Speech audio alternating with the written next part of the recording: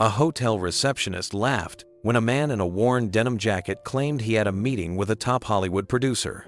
Moments later, her smile vanished because the nobody she mocked turned out to be the guest of honor everyone was waiting for. Before we continue this incredible story, let us know where you're watching from. If you enjoy stories like this, subscribe to the channel because tomorrow we have another inspiring story you won't want to miss. The late afternoon sun spilled across the polished glass of the Grand Monarch Hotel, one of the most luxurious landmarks in downtown Los Angeles. Every inch of the lobby shimmered from the gold-trimmed columns to the marble floors that gleamed like mirrors. Guests glided through in crisp designer suits, their laughter echoing beneath the chandelier's gentle glow. It was a place where appearances ruled, where wealth spoke louder than kindness, and where first impressions could either open doors or slam them shut. Then the revolving door turned, and in walked a man who didn't quite fit the picture. He wore a faded denim jacket, slightly frayed at the edges, and a simple gray t-shirt underneath. His black jeans had been washed so many times they'd lost their color, and his sneakers carried the marks of many miles walked. To the casual observer, he could have been anyone, perhaps a delivery driver, or a man stopping in for directions. Yet there was something quietly grounded in his presence, something that radiated calm despite the whirlwind of status and pretense spinning around him. Keanu Reeves walked up to the reception desk with the same humble ease he carried everywhere. His hair fell loosely over his shoulders, and a faint stubble shadowed his face. There was no entourage, no assistant, no press waiting behind him, just Keanu himself, looking for a meeting that mattered more than appearances. Behind the front desk stood Amanda, a young receptionist in her late 20s. Her navy blazer was perfectly pressed, her name tag gleamed, and her smile was the type practiced for the wealthy. But when her eyes landed on Keanu, her expression shifted. The warmth drained from her face, replaced by thinly veiled suspicion. She gave him a quick once-over, eyes darting from his shoes to his jacket, then to the worn strap of the bag slung over his shoulder. "Can I help you?" she asked, her tone crisp and polite on the surface, but heavy with judgment underneath. Keanu nodded gently. "I'm here for a meeting with Laura Miller," he said. "She's expecting me." Amanda blinked slowly, processing the name. "A meeting," she repeated, her voice hinting disbelief. "And may I ask what this meeting is regarding?" "It's about her new film project," Keanu replied calmly. "She invited me here personally." Amanda's brow lifted slightly. Her fingers hovered over the keyboard, but she didn't type. "I'm sorry, sir, but this lobby is reserved for guests and confirmed appointments only. If you're delivering something, the service entrance is around the back." For a moment, silence fell between them. Keanu simply looked at her, patient, his eyes kind but steady. "I'm not delivering anything," he said quietly. "Could you please check under the name Reeves?" She sighed, as though humoring him. Her manicured nails tapped lazily on the keyboard while her mind raced ahead, convinced this stranger was wasting her time. "There's no reservation under that name," she said sharply after a few seconds. "Are you sure you're at the right hotel?" A couple nearby turned their heads, sensing tension. A businessman in a tailored suit smirked, whispering something to his companion. The words were faint, but cutting enough to reach Keanu's ears. Probably some fan trying to sneak in. He didn't react. He didn't glare, didn't argue, didn't explain who he was. Instead, he smiled faintly, a patient, almost weary expression. "This is the Grand Monarch, right?" he asked softly. "Yes," Amanda said curtly. "But as I said, there's no booking or event under your name. If you'd like, I can call security to help you find your way." Keanu nodded once, the gesture calm but weighted. The lobby, once full of casual chatter, now seemed to hum with judgment. The chandelier's reflection shimmered across his face, revealing both humility and quiet strength. But he didn't leave. Not yet. He placed his hands gently on the counter. "I'll wait here for a bit," he said. "I'm sure she'll arrive soon." Amanda pursed her lips, unimpressed. "As you wish," she said flatly, then turned her attention to the next guest. Keanu stepped aside, leaning slightly against a marble column. People passed by without looking at him, as if the simple act of ignoring him proved their importance. Somewhere above, a clock ticked toward 3 o'clock, the exact time of his scheduled meeting. What none of them knew was that in just a few minutes, the quiet man they dismissed would silence an entire lobby with nothing but grace. Keanu remained where he was, standing near a polished column as people streamed past him. The lobby buzzed with conversation and the click of heels against marble. He was invisible to them, just another face among hundreds that passed through the hotel every day. Yet his calm presence didn't waver. He wasn't angry, only thoughtful, studying the space, the way people looked at each other, and the quiet rules that defined who was respected and who was ignored. Amanda, behind the counter, was busy attending to a couple dressed in designer clothes. Her smile returned, radiant and polished. She leaned forward, her voice suddenly warm and accommodating. The couple chuckled, pleased with the attention. Keanu watched, noticing the difference how tone and kindness could shift depending on the price of someone's clothing. It wasn't new to him, but every time it happened, it still stung somewhere deep inside. As he waited, a young bellhop passed by carrying luggage. Recognizing Keanu for who he was, the bellhop slowed for half a second, eyes widening. He hesitated as if to say something, but Keanu gave him a gentle shake of the head, a silent message not to interfere. The bellhop nodded faintly and continued on, his lips pressing together as if holding back a smile of awe. Amanda noticed none of it. Her attention stayed fixed on her high-profile guests. "Enjoy your stay," she said with a bright grin. As they walked off, she glanced back at Keanu. He was still there. "Sir, I really must insist," she called out. "This area is for registered guests only." Keanu turned his head slightly. "I told you," he said softly. "I have a meeting with Miss Laura Miller." Amanda folded her arms, exhaling impatiently. "I already checked, and there's no record of that name. I can't just let anyone wait here, or people will think this is some kind of open lounge." Her words came out sharper than she intended, but she didn't take them back. Her coworker, Ben, glanced at her from the next desk, raising an eyebrow as if to say, "Maybe you should double-check." She ignored him. A murmur spread through the line of waiting guests. Someone whispered, "What's going on?" Another muttered, "That guy looks familiar." Amanda stiffened. She could feel the weight of eyes on her now, but instead of reevaluating, she pressed harder. "Sir, I'm going to have to ask you to step aside while I call for confirmation." Keanu smiled again, but this time it held something sad. He nodded and stepped back, moving to a nearby chair. The seat's leather creaked as he sat. He clasped his hands loosely, resting them on his knees, patient as ever. Time stretched. The ticking of the grand clock above the concierge desk grew louder in the hush between bursts of chatter. Each minute passed like an hour. Amanda's confidence started to falter just a little, though she didn't show it. Somewhere inside her, a quiet voice wondered if she might have been wrong. But she pushed the thought aside. After all, who could this man possibly be? Outside, a black SUV pulled up to the curb. The hotel doorman hurried to open the door as a sharply dressed assistant stepped out, holding a tablet and a folder embossed with a studio logo. She glanced around frantically, scanning faces in the lobby, before her eyes locked on the man sitting quietly in the corner. Relief flooded her face. "Mr. Reeves!" she called out, her voice carrying through the polished hall. Heads turned instantly. Conversations stopped mid-sentence. Every face shifted toward the man they'd ignored moments ago. Amanda froze behind the desk, her posture stiffening as she slowly turned. The name echoed in her ears. Reeves. Her heart skipped a beat.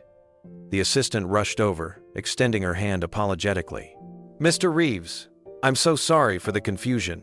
Miss Miller has been waiting upstairs. She thought you were already here." The world seemed to tilt for Amanda. Her fingers hovered over her keyboard, the earlier smugness draining from her expression. A hush fell over the entire lobby as realization rippled through the onlookers. The delivery man they had mocked was none other than Keanu Reeves, the guest of honor at the film conference the hotel had been preparing for all week. Keanu rose slowly, offering the assistant a gentle smile. "No problem. he said in his calm, low voice. "I think there's been a misunderstanding." Amanda's face flushed deep red. Her throat tightened, and for the first time that day, she couldn't find words. The manager appeared from the hallway, instantly recognizing the man standing before them. "Mr. Reeves," he exclaimed, rushing forward, bowing slightly in panic. "Please forgive the inconvenience. I assure you, this was a terrible mistake." Keanu turned toward Amanda. His eyes were steady, kind, and without bitterness.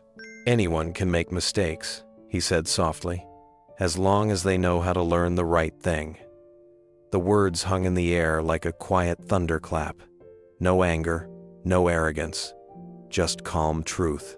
And as he walked past the desk, escorted toward the elevator, the lobby, once filled with whispers, stood utterly silent. It was the kind of silence that carried both shame and admiration. And for Amanda, it was a moment she would never forget. The morning had begun like any other for Keanu. The city was still shaking off its dawn quiet when he stepped outside his modest home in the hills, pulling on his denim jacket against the cool breeze. A limousine waited at the curb, engine idling, the driver stepping forward to open the door. But Keanu smiled and waved him off. "I'll walk today," he said. The driver looked surprised, but nodded respectfully, returning to the car. Keanu preferred mornings like this, simple, grounded, untouched by the noise of Hollywood. The sidewalks were alive with small stories. A man in work clothes swept the front of a cafe. A woman pushed a stroller past a line of early commuters. The air smelled faintly of roasted beans and city dust. He walked with his hands in his pockets, unnoticed by most. Fame had never been something he wore loudly. He valued moments where he could just be another person among millions, without the weight of his name trailing behind. At the corner of Main and 9th, he spotted a figure sitting against a wall, a homeless veteran, holding a cardboard sign that read, "Still proud, still hungry." Keanu slowed his pace.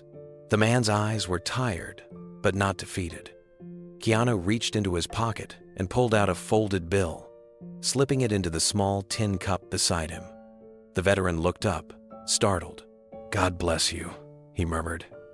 Keanu crouched slightly, meeting his gaze. "You've already done more for this country than most of us ever will," he said softly.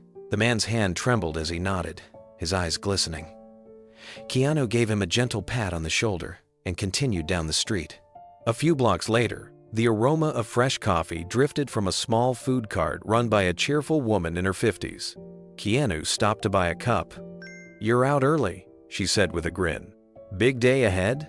"Something like that," Keanu replied, smiling. "You make the best coffee in the city. I couldn't start without it." She laughed, handing him his drink with a warmth that felt like sunshine. As he walked on, he passed a little girl selling flowers from a bucket outside a bakery. Her hands were small and chapped from the morning cold. "How much?" he asked. $2, she said shyly. He handed her a 10 and took a single daisy. "Keep the rest," he said. "Buy yourself something nice." Her eyes widened, and she smiled a smile so pure it stayed with him all the way to the hotel. The Grand Monarch stood only a few blocks away, towering over the street like a monument to luxury. Gold-trimmed windows reflected the sky, and the front steps gleamed as if polished every hour. Keanu paused at the entrance, finishing his coffee before tossing the cup in a bin. The building radiated exclusivity: valets in black uniforms, bellhops carrying leather luggage, guests stepping out of sleek cars with practiced confidence. Keanu adjusted his jacket and walked through the revolving door. He didn't notice how the doorman's expression shifted the moment he saw him. Inside the Grand Monarch, the temperature seemed to change.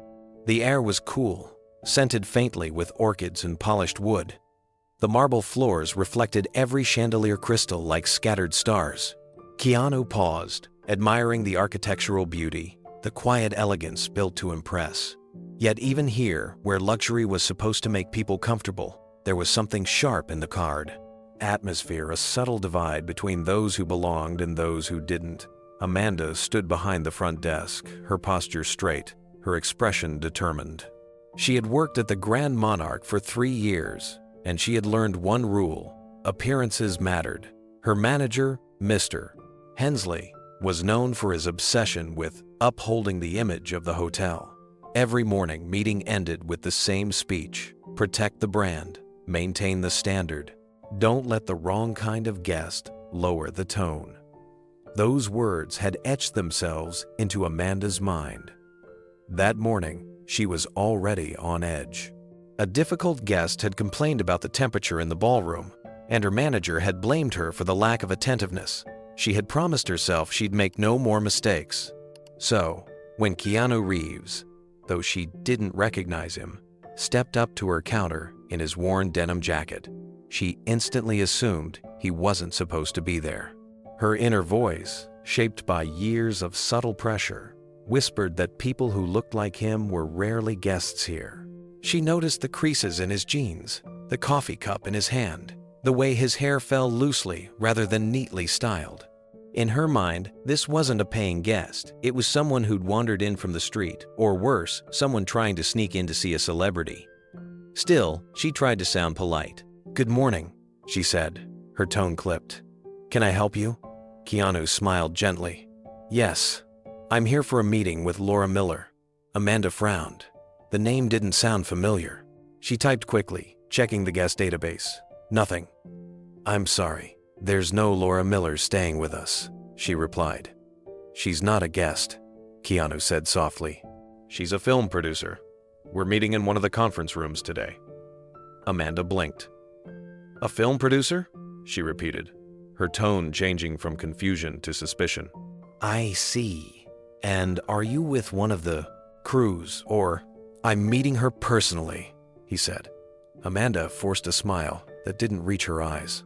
"Of course. But you'll understand, sir, that we can't just let anyone walk into restricted areas. The Grand Monarch hosts very private meetings. Security is strict for a reason." Her coworker Ben looked over, sensing the tension. "Everything okay?" he asked. "Just handling it," Amanda said without turning her head. Then, with a patronizing tone, she added, "Sir, unless you can provide a confirmation email or badge, I'll have to ask you to wait outside." Keanu studied her expression. He could tell she was stressed. He could feel the judgment in her voice, but also the pressure behind it. He gave a small nod. "I understand. Could you please double-check? The meeting should be under Miller Productions." Amanda hesitated, fingers hovering over the keyboard again. Her pride flared. She didn't like being questioned, especially by someone who didn't look important. "I already checked," she said, her voice tightening. "There's nothing under that name." Keanu stayed silent. His calm only made her more irritated. To her, his patience seemed like defiance. To him, it was restraint. The tension between them hung in the air, fragile but growing heavier by the second. Keanu gave a small sigh. Not of annoyance, but quiet acceptance. He had encountered moments like this before. Times when people saw only a surface and not the soul beneath it. He leaned slightly forward, his tone steady and kind. "It's all right. I'll wait here for her," he said. Amanda crossed her arms, glancing toward her manager's office. "You can't just stand in the lobby without clearance," she replied quickly. "This isn't a cafe." Her voice softened slightly, trying to sound professional, but the words still cut. "Look, I've dealt with people pretending to be guests before. If you're here for a delivery, just tell me which department." Her coworker Ben shifted uncomfortably. He'd been watching their exchange, torn between stepping in and staying silent. "Amanda," he whispered under his breath, "maybe double-check the event list. There's a big film conference today, remember the one management told us about?"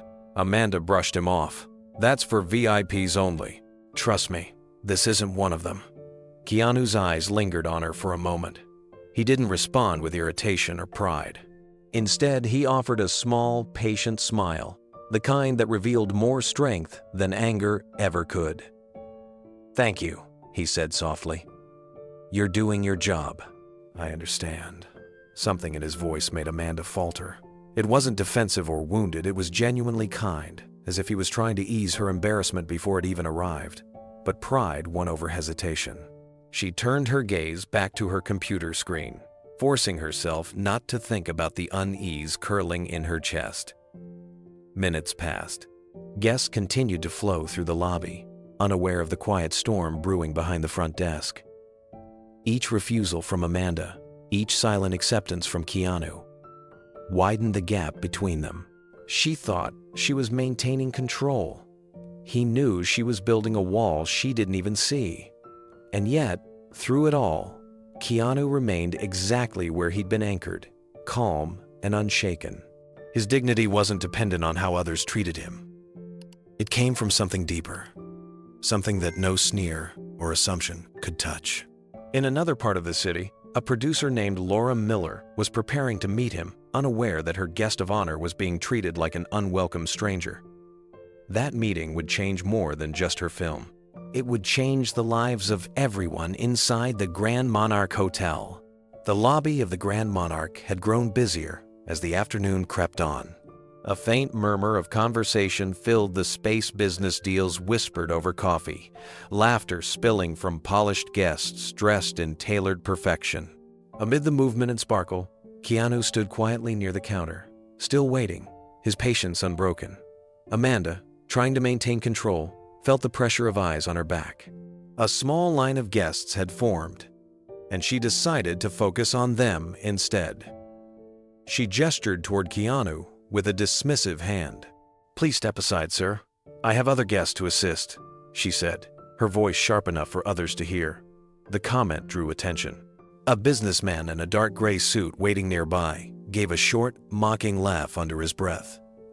"Some people just don't know where they belong," he muttered to the woman beside him. She smiled politely, casting Keanu a quick, judgmental glance before turning away. Keanu stepped back without protest. He even murmured, "Sorry," though he had done nothing wrong.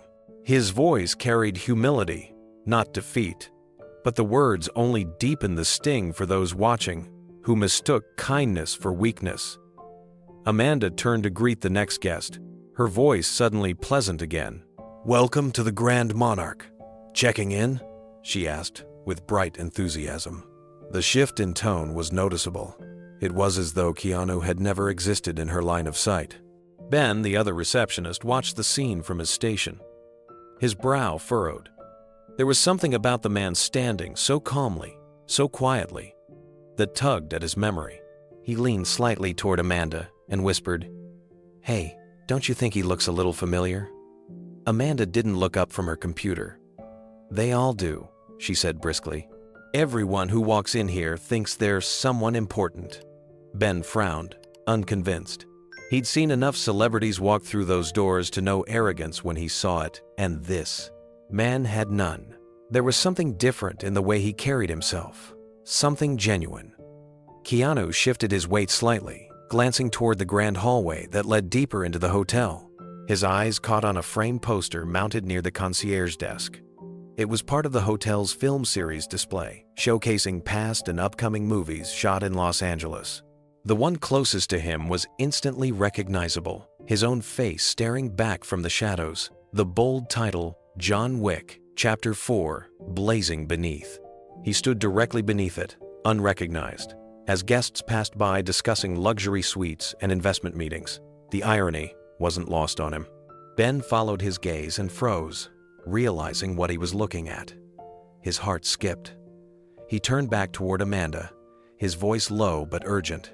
"Amanda, that's him." She laughed lightly, thinking he was joking. "Right. And I'm the Queen of England." Ben didn't respond. He just stared at Keanu, the realization slowly sinking in. Amanda continued serving the next guest, her fingers flying across the keyboard while her voice grew sweeter, warmer, polished again. Keanu's presence faded into the background like a shadow no one wanted to acknowledge. He waited quietly, watching the revolving door spin, letting the rhythm of the lobby fill the silence that Amanda's coldness had left behind. A small child, no older than 6, tugged at his mother's sleeve as they passed. "Mommy," the boy whispered, "that man looks like the guy from the action movie." His mother hushed him quickly, pulling him along, too hurried to look twice. Keanu smiled faintly, not at the recognition, but at the innocence of the observation. Children always seemed to see truth before adults did. Ben leaned toward Amanda again, lowering his voice. I'm serious. I think that's Keanu Reeves. Amanda gave him a quick glare. Ben, I told you, I've checked. There's no event, no guest, and no VIP list under that name. If you want to believe every stranger who walks in, be my guest, but I have a reputation to keep.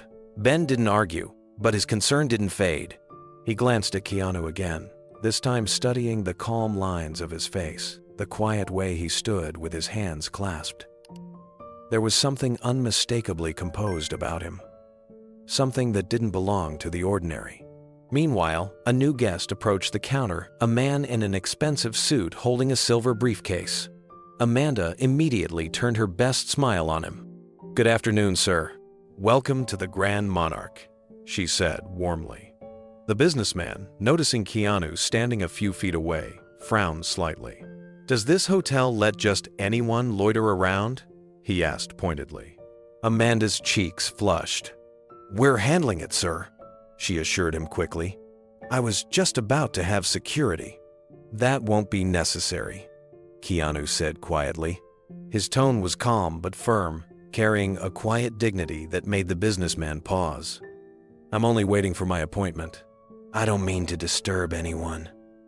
The man shrugged, unimpressed. Then you might want to wait outside. This place has standards. The words hit like a slap, but Keanu didn't flinch. His silence spoke louder than any retort could. Amanda felt the heat rise to her face again. Not from compassion, but from embarrassment. She didn't want a scene. She wanted control. Sir, she said, her voice tightening. I understand you're waiting, but this lobby isn't for... Ben interrupted her, his patience finally gone. Amanda, stop. His voice was quiet but edged with frustration. Look again. Just look. She froze for a moment, then followed his gaze toward the movie poster across the room. Her breath caught as her eyes traced the bold title and the familiar face printed there, the same calm eyes that now stood looking back at her in silence. Her lips parted slightly. The color drained from her face. But, still, denial fought to stay alive. It can't be, she whispered. Ben's voice lowered to a whisper. Amanda, it is. Look at him. Look properly. Her hands trembled as she gripped the edge of the counter. The resemblance was undeniable now, the same calm expression, the same quiet poise she'd seen in countless interviews and magazine covers. Yet there he was, standing right in front of her, dressed like a man who didn't care about being noticed. Her heartbeat quickened. She turned back toward her computer, pretending to check something, trying to gather her thoughts. The realization crept over her like cold water. She had spoken to one of the most respected men in Hollywood with disdain, dismissing him as if he were beneath her. Keanu, unaware of her growing panic, took a slow step closer to the counter. I'm sorry for the confusion, he said gently. I didn't mean to cause any trouble. His voice was warm, patient, and utterly devoid of pride. That kindness made it worse. Amanda swallowed hard, her throat dry. No trouble at all, sir, she stammered, her tone suddenly polite, almost trembling. Before she could finish, another guest walked by and chuckled. Guess they'll let anyone in here these days. The casual cruelty hung in the air, echoing louder than it should have. Keanu didn't even glance at the man. He only stepped aside again, giving the next guest room to pass. Ben turned toward the rude guest sharply, his jaw tight, but Keanu gave him a subtle shake of the head, silently asking him to let it go. There was no anger in Keanu's eyes, only an almost heartbreaking calm, the kind that came from years of learning that dignity didn't need to shout. Amanda looked away, unable to meet his gaze. For the first time that day, shame settled heavily in her chest. She realized the weight of every small, thoughtless decision she'd made in the past 10 minutes, every judgment, every assumption. The hotel's soundtrack of polite chatter and soft piano music continued as if nothing extraordinary was happening. Yet for Amanda, the air felt different now, heavy, charged. Across the lobby, Keanu's movie poster seemed to watch over the scene silently, as if the man in the frame and the man below it were two reflections of the same lesson. One was a Hollywood hero admired for his strength. The other, a quiet soul teaching the world what true strength really looked like. Upstairs on the 10th floor of the Grand Monarch, producer Laura Miller paced the length of the private conference suite, clutching a notepad filled with talking points. She was one of Hollywood's most respected storytellers, known for her thoughtful, character-driven dramas, and yet today, her nerves refused to settle. This meeting meant everything. Securing Keanu Reeves for her next film would be more than a casting decision. It would shape the message of the story itself. The room was quiet, except for the rhythmic click of her heels against the polished floor. Her assistant, a young woman named Claire, stood nearby, tablet in hand, checking the lobby's digital registration system. "He still hasn't checked in," she said. "Are you sure he was supposed to meet here?" Laura frowned. "Keanu's never late. If he said he'd be here at 3, he's here. Maybe the system didn't log his arrival." She set down her notepad, glancing at her watch. "It's been over 20 minutes. Something's wrong." Claire hesitated. "I can call the front desk." "Do it," Laura said quickly. "And make sure they know he's an honored guest." The hotel promised a full escort when he arrived. Downstairs, Amanda's irritation had begun to resurface. The longer Keanu stood there, the more she felt her authority slipping. Guests were beginning to whisper, and she hated losing control of her station. "Sir," she said, her tone sharper now. "Your meeting. I'm going to have to ask you to step outside until you figure things out." Keanu's calm never wavered. He nodded, the slightest smile touching his lips. "Of course," he said softly. "Thank you for your time." Ben shot Amanda a look that said everything he couldn't say out loud, but Keanu simply turned toward the revolving doors, his footsteps slow and unhurried. The lobby seemed to watch him, as he moved, some with curiosity, others with silent discomfort. Just as he reached the glass doors, the elevator chimed. Claire, Laura's assistant, stepped out hurriedly, scanning the lobby. She clutched her tablet, muttering under her breath, "Come on, where are you?" Then she froze. Her eyes locked on the man walking toward the exit. Her expression changed instantly from confusion to disbelief. "Mr. Reeves," she shouted, her voice echoing across the marble floor. The room fell into stunned silence. Conversation stopped mid-sentence. Amanda's head snapped up, her breath catching in her throat. Keanu turned slightly, surprised but composed. "Ah," he said with a polite smile. "You must be Claire." Claire's heels clicked rapidly as she crossed the lobby, her face flushing with both relief and embarrassment. "Mr. Reeves," she said breathlessly, extending her hand. "I am so sorry for the delay. Miss Miller has been waiting upstairs. She thought you were already in the suite." Keanu shook her hand gently. "No problem," he said with an easy smile. "I think there was just a little confusion at the front desk." Amanda stood frozen behind the counter, every word piercing through her composure. The air around her seemed to thicken. She could feel the stares of every nearby guest, could sense their curiosity as they pieced together what had just happened. Her earlier words, sharp, dismissive, condescending, now echoed in her mind with painful clarity. The hotel manager, Mr. Hensley, emerged from the hallway just in time to witness the unfolding scene. He stopped short when he saw Keanu Reeves standing by the entrance, flanked by Claire. His eyes went wide, and his face drained of color. "Mr. Reeves!" he exclaimed, rushing forward, his voice trembling. "Please forgive the inconvenience, sir. We were told to expect you. I can't believe this shouldn't have." Keanu lifted a hand gently, stopping him. "It's all right," he said calmly. "It's just a misunderstanding." But to everyone watching, his calm made the moment more powerful than any outburst ever could. The businessman who had sneered at him earlier looked away in shame. The woman who had rolled her eyes lowered her head. Even the bellhop who had recognized him earlier stood taller now, pride swelling in his chest. Amanda's heart pounded.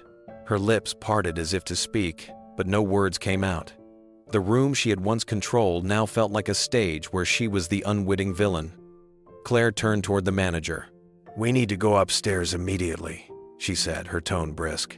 Miss Miller is expecting him now. Of course, Hensley said quickly. Mr. Reeves, allow me to escort you personally. Keanu nodded graciously, but before leaving, he turned once more toward Amanda. His expression wasn't stern, nor was it mocking. It was something far more disarming, gentle understanding. Thank you for your help, he said quietly. Amanda blinked, her eyes glistening. I'm so sorry, she whispered, her voice barely audible. Keanu gave a small nod, his tone warm and forgiving. Anyone can make mistakes, he said softly. As long as they know how to learn the right thing. The lobby remained silent, the kind of silence that holds both admiration and regret. Then, as Keanu walked toward the elevators with Claire, whispers spread like ripples through water. Guests exchanged glances, astonished not just by who he was, but by how he handled the entire encounter with grace instead of pride. Amanda stood still long after the elevator doors closed, her reflection faintly visible in the polished marble counter. Her job had taught her to judge appearances, but that moment shattered everything she thought she knew about worth. Upstairs, the elevator doors opened to the 10th floor. Claire led Keanu through the long carpeted hallway toward the conference suite. Laura Miller stood near the window, her phone in hand, mid-sentence with a hotel coordinator. The moment she saw Keanu, her words stopped. Relief and excitement crossed her face all at once. Mr. Reeves, she said, setting the phone aside. I was starting to worry. I thought maybe the traffic got you. Keanu smiled lightly. No, the traffic was fine. Just a mix-up downstairs. Nothing to worry about. Laura frowned, immediately understanding what he wasn't saying. They didn't recognize you, did they? He shrugged, the corners of his mouth lifting with quiet humor. Let's just say the dress code didn't help my case. Laura sighed. I'll have a word with management after this, she said firmly. No one treats my guests that way, least of all you. Keanu shook his head. Don't. It's fine. Everyone has their reasons. Maybe she was just trying to do her job the way she was taught. His words were calm, almost protective of the very person who had embarrassed him. Laura studied him for a moment, admiration softening her expression. You really are one of a kind, she said quietly. Downstairs, Amanda stood motionless, still staring at the space where he had been. Ben placed a gentle hand on her shoulder. You okay? He asked softly. She exhaled slowly, her voice trembling. I didn't just turn away a guest, she said. I turned away Keanu Reeves. Ben nodded, not with judgment, but with understanding. Happens to the best of us, he said. But maybe not like that. Amanda closed her eyes for a moment. The echo of Keanu's final words replayed in her head. Anyone can make mistakes, as long as they know how to learn the right thing. They struck something deeper than guilt. They felt like a lesson. In the conference room above, Laura poured 2 glasses of water as Keanu took a seat. The tension of the day began to dissolve. I'm glad you're here, she said. This story, it's about redemption, about someone who finds grace when the world gives them none. Keanu looked at her, a faint smile crossing his face. Then it sounds like I'm already living the preview. And somewhere below, in the lobby still buzzing with whispers, Amanda understood that she had just witnessed what real grace looked like. The commotion that followed could be felt before it was heard. Claire's voice, calling out to Keanu Reeves, carried across the entire lobby like a spark dropped in dry grass. Conversations halted mid-sentence. The soft hum of piano music from the hotel's sound system suddenly seemed distant, almost muted. One by one, heads turned toward the man standing calmly by the revolving doors. Guests who had earlier smirked or whispered behind his back now stared in disbelief. The businessman who mocked him lowered his gaze, adjusting his tie nervously. The same woman who had rolled her eyes moments earlier pressed her lips together, color flooding her cheeks. The collective realization spread fast. This wasn't just a guest. This was Keanu Reeves. Amanda's fingers slipped off the keyboard, her composure evaporating like breath on glass. She felt the heat of humiliation rising from her chest to her face, her pulse pounding in her ears. Her own voice replayed in her mind. Maybe you're at the wrong place. Keanu stood quietly in the middle of it all, still the calmest person in the room. Claire reached him first, practically running. "Mr. Reeves," she said, her voice slightly breathless. "I can't apologize enough. Miss Miller has been waiting upstairs. Please, come with me right away." Her tone was full of urgency and respect, a stark contrast to Amanda's earlier dismissal. Guests around them began whispering his name, some pulling out their phones, others too embarrassed to meet his gaze. Keanu gave a polite nod to Claire. "No harm done," he said softly. The elevator doors at the far end of the lobby opened, and out stepped Mr. Hensley, the hotel manager. He had heard the sudden silence and the name echoing across the marble floor, and now his face drained of color as he saw the man at the center of the commotion. "Mr. Reeves," Hensley said quickly, hurrying forward, his voice trembling with panic. "My deepest apologies, sir. I can't begin to express how sorry we are for this confusion." Keanu raised a hand slightly, stopping him mid-sentence. "It's all right," he said. "We all make mistakes." His voice carried effortlessly, gentle yet commanding enough that everyone could hear it. The sincerity in it disarmed the room entirely. There was no hint of anger, no need to humiliate anyone, just quiet grace. Amanda could barely lift her eyes. Her hands shook so badly that she clasped them together behind the counter to hide it. The marble beneath her reflection seemed to mock her, showing her a version of herself she didn't want to see, proud, judgmental, small. Keanu didn't look at her yet. Instead, he gave the manager a reassuring nod and said, "You have a beautiful hotel. Please don't let this ruin anyone's day." His words, calm and unguarded, cut deeper than any reprimand ever could. The manager's shoulders sagged with relief, but the shame in his eyes lingered. He bowed his head slightly, his voice shaking. "You're far too kind, Mr. Reeves. Please allow me to personally escort you to the conference level. Everything has been prepared for your meeting with Miss Miller."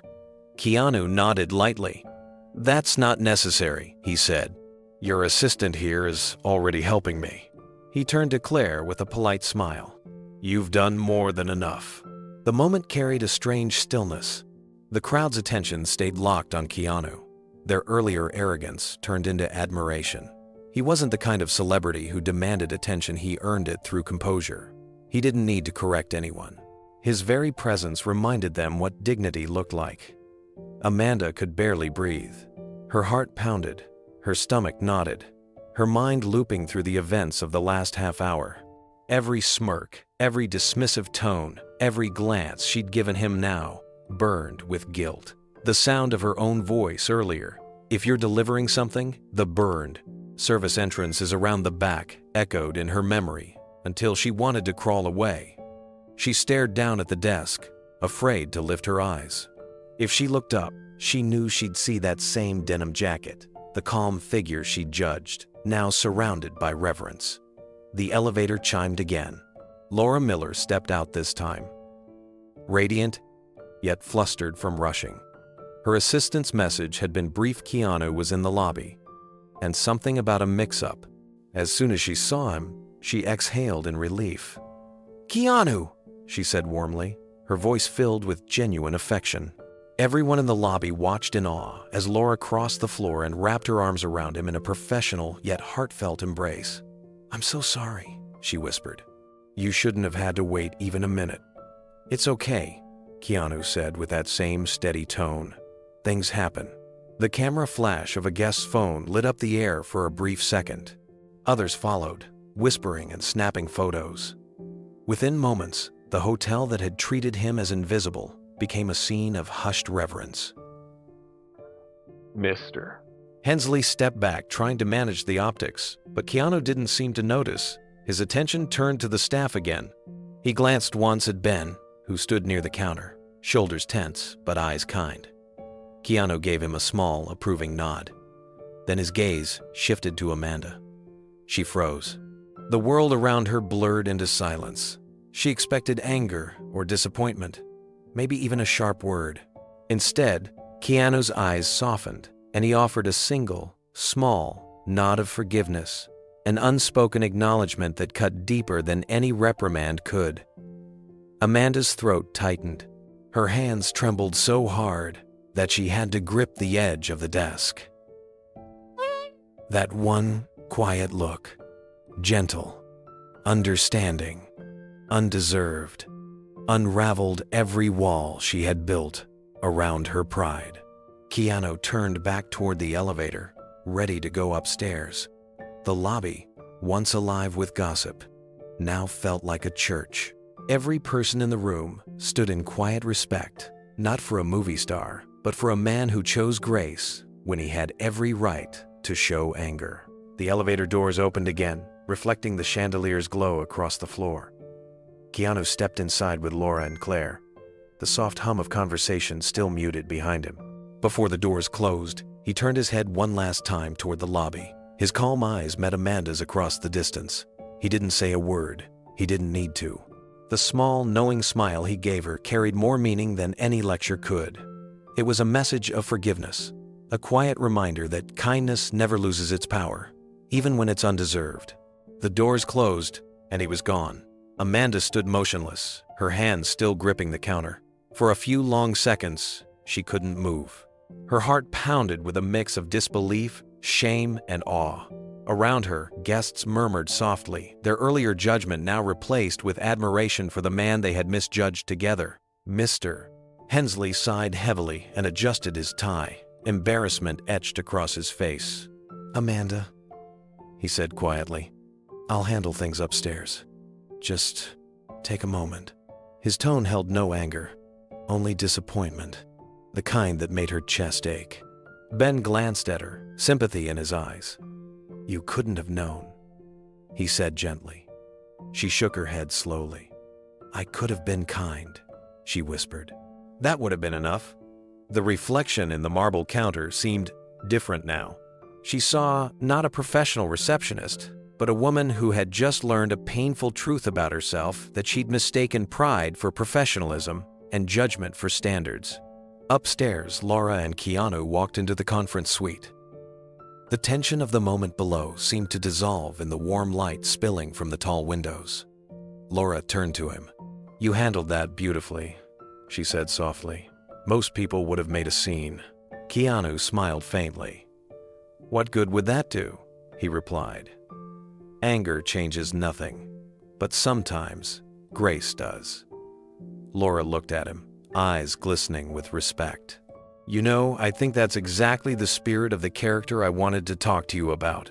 Keanu chuckled quietly. "Then maybe it's a role I was meant to play." Back in the lobby, Amanda exhaled shakily, brushing a tear from her cheek before anyone could see. She didn't know yet, but this moment, this lesson would follow her long after the doors closed behind him. The conference suite was quiet, except for the hum of the city outside the tall glass windows. The light from the late afternoon sun poured across the table, spilling over a stack of scripts and storyboards neatly arranged by Laura's assistant. Keanu took a seat across from Laura, his expression relaxed, his hands folded loosely on the table. Laura, still feeling embarrassed over what had happened downstairs, exhaled and leaned forward. "I still can't believe they treated you that way," she said softly. "I'm so sorry, Keanu. You didn't deserve that." He gave a gentle shake of his head. "Please," he said. "There's nothing to apologize for. Everyone has bad days. Let's just focus on the film." The grace in his tone disarmed her. Most actors, especially ones of his stature, would have turned the whole incident into a scene, demanding accountability or special treatment. But Keanu wasn't like most people. His focus was already moving forward, away from pride, and toward purpose. Laura smiled faintly, admiration flickering in her eyes. "All right," she said. "Let's talk about the story." She flipped open the script and slid it toward him. It's about a man who's wrongfully accused of a crime. He loses everything: his name, his dignity, his future. But instead of fighting for revenge, he finds a way to forgive the people who destroyed his life. He starts over. Keanu read the first few lines quietly, his brow furrowing in concentration. "Forgiveness," he said after a pause. "It's the hardest thing to write truthfully. Everyone says they'd do it, but most people never would. That's exactly why I thought of you, Laura replied. You've lived with a kind of grace most people can't even imagine. This film isn't about spectacle, it's about the strength it takes to stay gentle in a cruel world. Keanu smiled, looking up from the page. I like that, he said. Staying gentle in a cruel world. It's not easy, but maybe that's why it matters. Laura's assistant Claire sat quietly in the corner, taking notes. Even she could sense that this conversation wasn't just about a movie anymore. It was about something real, something that had already happened just hours earlier. As they talked, the tension melted away. The creative energy between them began to flow naturally, as if the incident in the lobby had been fate's way of grounding the story in truth. The theme of redemption wasn't just an idea on paper anymore. It had taken shape in the very man sitting across from Laura. Downstairs, the staff room told a different story. Amanda sat alone in the staff room, staring blankly at the cold cup of coffee in front of her. The chatter that usually filled this space was gone. Even the hum of the vending machine seemed quieter, as if the whole hotel had shifted tone since the incident. Her reflection in the metal countertop showed red eyes and a pale face. Pride, the thing she'd relied on to survive in her job, now felt like a curse. Ben walked in a few minutes later, holding a folder under his arm. He stopped when he saw her. Hey, he said softly. You all right? She didn't answer right away. She just pressed her hands to her face and took a deep breath. I made a fool of myself, she said finally. I thought I was protecting the hotel's image, but I was just arrogant. Ben sat across from her, setting the folder aside. You didn't know who he was, he said gently. But maybe it's not about that. She frowned. What do you mean? Ben leaned forward, his tone calm but honest. He wasn't just some guy off the street. He's the reason half our guests came today. There's a film conference upstairs. Every studio head and executive in town is here because of him. He's the keynote speaker. He's Keanu Reeves. Amanda's hands dropped from her face. She already knew, but hearing it out loud made her stomach twist. I told him to use the service entrance, she whispered. I told him to wait outside. Ben gave a faint, sympathetic smile. Yeah, he said. But you also saw what he did. He didn't yell. He didn't try to humiliate you. He could have ruined you in front of everyone. But instead, he made you look like the only person worth forgiving in that room. Her throat tightened. That's what hurts the most, she said quietly. He had every reason to be angry, but he wasn't. He was kind, and I didn't deserve it. Ben shrugged gently. Maybe that's what makes him different. Maybe that's what makes him human. Amanda sat back in her chair, staring at the ceiling. I've worked here for 5 years, she murmured. I've been told to judge people by how they look, how they dress, how much they can spend. I thought that was professionalism, but all it did was make me blind. Ben didn't interrupt. He just let her words hang in the air. Knowing she wasn't really talking to him anymore, she was talking to herself. For the first time in a long while, Amanda felt something break open inside her. Not pride, not shame, just truth. Ben stayed quiet, watching her wrestle with her thoughts. Amanda's usual sharp tone had vanished. Her voice was softer now, uncertain, humbled. She brushed a strand of hair from her face and exhaled slowly. You know what's Bratter. Strange, she said after a moment. When he looked at me before going upstairs, he didn't look angry. He looked sorry for me. Ben nodded. Yeah, that sounds like him. Amanda frowned. Like him? You've met him before? Not personally, Ben said. But my brother worked on one of his movie sets a few years ago. Said Keanu showed up early every day, helped the crew carry gear, ate lunch with the lighting guys. He said he never saw anyone treat people so equally. No trailers, no ego. Just a man who remembered where he came from. Amanda looked down at her trembling hands, and I treated him like he didn't belong. Ben leaned back, his tone gentle but steady. You made a mistake. But the way I see it, what matters is what you do with it. Amanda thought about that. Her eyes drifted toward the small staff bulletin board in the corner, the one filled with motivational quotes the manager pinned up every Monday. She'd stopped reading them long ago, brushing them off as corporate nonsense. But now, one of the lines caught her eye. Character is how you treat those who can do nothing for you. Her voice broke slightly as she spoke. I didn't just misjudge him, Ben. I misjudged everyone who's ever walked in here not dressed like they belong. I've turned people away. I've rolled my eyes. I thought I was being efficient. I was being cruel.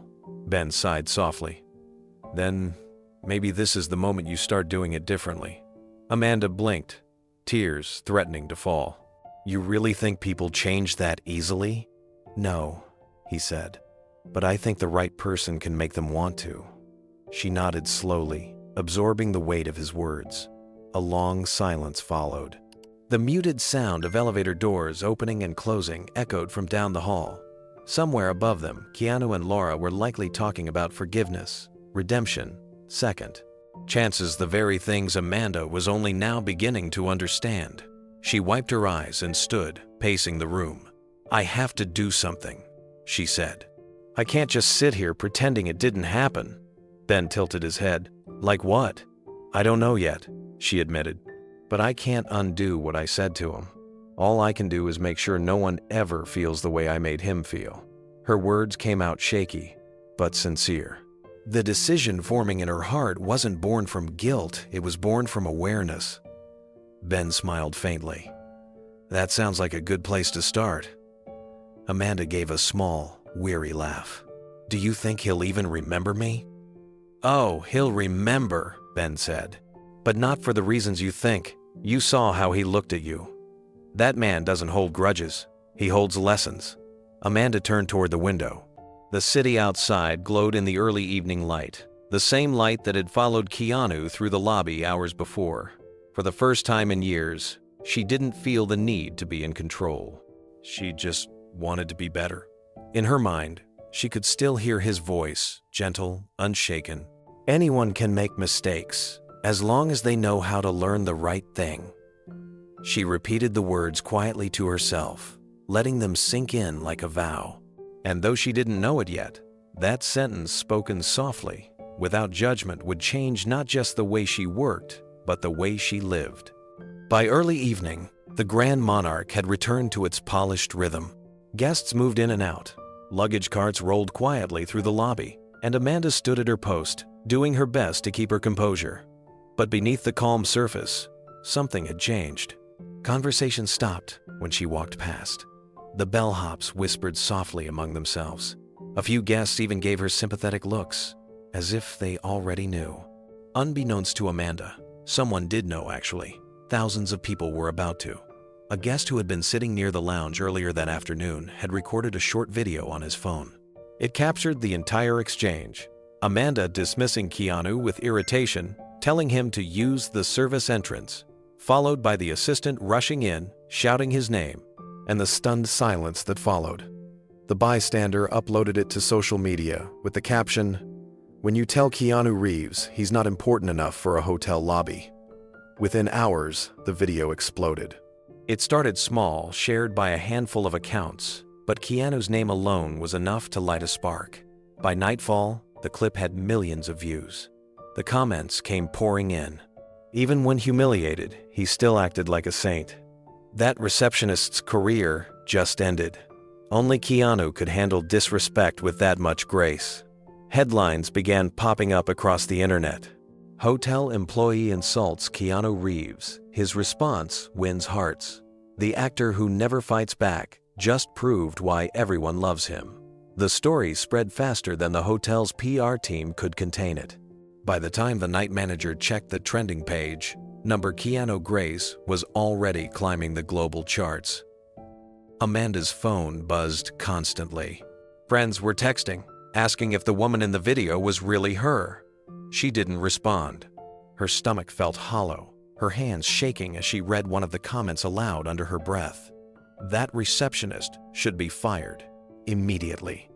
She wanted to disappear. Every second felt heavier. The image of Keanu's calm face replayed over and over in her mind, not because of what he said, but because of what he didn't say. He never once tried to embarrass her. He never even hinted at anger. And yet here she was, on the verge of losing everything. Upstairs, the hotel's crisis team gathered in a small office. The PR director paced back and forth, phone pressed to his ear. "This can't keep trending," he muttered. "Get a statement drafted immediately. Emphasize respect, diversity, training whatever we have to." Someone else asked, "Should we reach out to Mr. Reeves for a comment?" The director paused, hesitating. "He probably won't even mention it," he said. "He's not that kind of person." But he was wrong. By the next morning, the clip had reached the front page of every major platform. News anchors discussed it between celebrity updates, calling it the story that proves kindness never goes out of style. Opinion pieces flooded in. Some defended Amanda, saying people make mistakes under pressure. Others demanded she be fired. But nearly everyone agreed on one thing: Keanu Reeves had once again shown the world what humility looks like. Amanda barely slept. Every time she closed her eyes, she saw her own reflection from the video. Stiff posture, dismissive tone, eyes narrowed with impatience. She winced at every second of it. Her face was now attached to a viral moment for all the wrong reasons. When she arrived at work, she half expected her key card to stop working. Instead, the morning manager greeted her with a quiet nod. "Mr. Hensley wants to see you," he said. Her stomach dropped. She walked slowly through the corridors, her heart pounding in her ears. In his office, the blinds were half closed, sunlight slanting across the room. Hensley looked exhausted. His phone vibrated every few seconds with calls he couldn't ignore. "Amanda," he began, his tone measured but weary. "You know what's happening online?" She nodded, her voice small. "Yes, sir. This has become bigger than any of us expected," he said. "We've had calls from news outlets, from the hotel board, even from the conference sponsors. Everyone wants a statement. But before we say anything, I need you to understand that the way you handle this next moment matters." "I understand," she whispered. He sighed. "Look, I know this wasn't malicious. You've been one of our best employees, but perception is everything in our world. People are demanding answers." He hesitated, choosing his next words carefully. "There's something else. You should see this." He turned his computer screen toward her. It was open to social media. At the top of the page was a tweet posted just minutes earlier by Keanu Reeves himself. It read, "Everyone deserves grace. We all have moments we wish we could redo." The tweet was already gaining hundreds of thousands of likes. Beneath it, replies poured in from fans and celebrities alike. Leave it to Keanu to diffuse an internet firestorm with one sentence. "That's why the world loves this man. He doesn't preach kindness, he practices it." Amanda's hand flew to her mouth. Her vision blurred with tears. He forgave me," she whispered. Hensley nodded slowly. "He did more than that. He saved your job." She sat back, overwhelmed. Relief and guilt tangled together in her chest, leaving her breathless. "He didn't have to do that," she said. "Not after what I did." Hensley looked at her with quiet sincerity. "That's the thing about men like him," he said. "They don't do what they have to. They do what's right." Amanda stared at the screen, reading Keanu's words over and over. They felt unreal, 8 simple words that had stopped the entire internet from tearing her apart. "Everyone deserves grace." She whispered them softly, as if saying them aloud might help her believe them. Outside the office door, the staff had gathered quietly. They'd seen the tweet too. The same people who had whispered about her the day before now looked at her differently, not with judgment, but with empathy. Some even smiled faintly when she walked by, as though Keanu's kindness had extended through her, softening the edges of everyone it touched. Downstairs, the PR team was in disbelief. They'd been preparing a carefully worded statement for the hotel, ready to issue formal apologies and promises of retraining. But Keanu's post had changed the narrative completely. The reporters who had been sharpening their stories suddenly pivoted. The scandal turned into an inspiration. Headlines transformed almost overnight. Keanu Reeves teaches the world how to forgive. Grace, not grudge. The actor's viral response melts the internet. Keanu defends receptionist after awkward encounter and restores faith in humanity. By noon, the video had been shared by celebrities, journalists, and ordinary people, all saying the same thing: how rare it was to see compassion win in a world obsessed with outrage. Clips of Keanu's quiet reaction in the lobby were replayed on talk shows, accompanied by commentators marveling at his calm humility. Amanda's phone was still buzzing, but now the messages were different. Friends wrote to tell her how lucky she was that he'd handled things with such grace. A few even said they'd learned something from watching it all unfold. But Amanda didn't feel lucky. She felt changed. The person she'd been that morning no longer existed. Later that evening, she sat alone in the empty staff lounge, scrolling through the endless flood of reactions. Someone had slowed down the video and added gentle music underneath. The moment where Keanu looked at her, just that brief glance of understanding, had become the symbol of the story. People called it the forgiveness. Look, Amanda closed her eyes, tears spilling freely now. She didn't deserve the world's sympathy, but she would carry that moment with her for the rest of her life. Because a man she had humiliated in public had chosen, instead of revenge, to give her something infinitely more powerful: mercy. Amanda didn't sleep that night. Every time she closed her eyes, she saw the moment replay in her mind, like an endless film reel. The way Keanu had looked at her, the quiet mercy in his eyes, the soft nod before walking away. The lobby lights, the silence that followed, the weight of her own arrogance, all of it haunted her. She tossed and turned, trying to reason with herself, but there was no excuse that made sense anymore. She had judged a man by his clothes, his posture, his lack of display. She had measured his worth with the wrong scale. And worse than the mistake itself was realizing how natural it had felt in the moment, how many other people she had treated the same way without even noticing. By dawn, she gave up trying to sleep. The city outside her window was just waking up, the horizon painted with pale gold and blue. She sat at her small kitchen table, staring at a blank sheet of paper. She had written dozens of professional memos in her life, but never something like this. Her hand trembled as she began.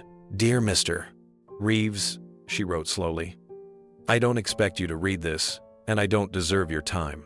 But I need to apologize, not for what happened in front of others, but for what happened inside me before I even spoke to you. I saw a man and made assumptions. I forgot what it means to truly see someone." She paused, her throat tight, then continued, "You showed grace when you didn't have to.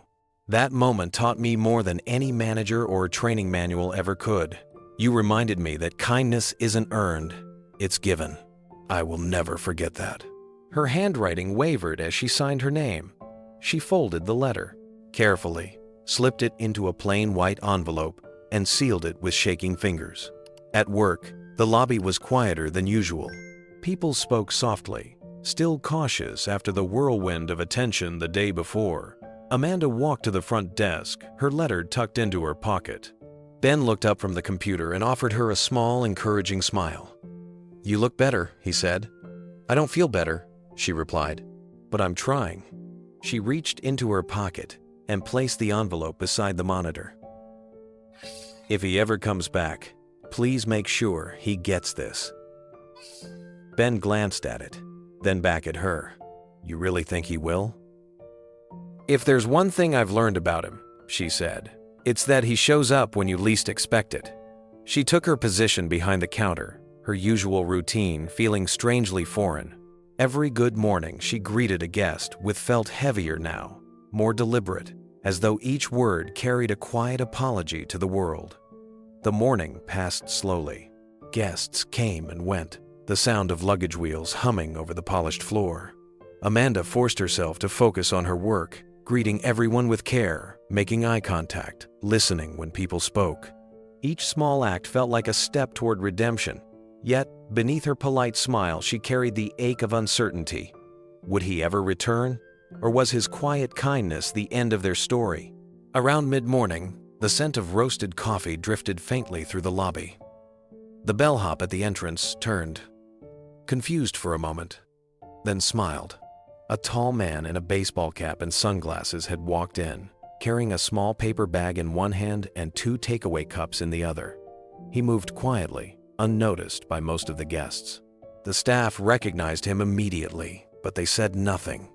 Keanu approached the front desk with the same calm ease he had the first time, though this time, his presence carried warmth instead of tension. Amanda was in the middle of checking in a guest when she sensed someone standing nearby. She turned, and her breath caught. He smiled, just slightly, and placed the paper bag on the counter.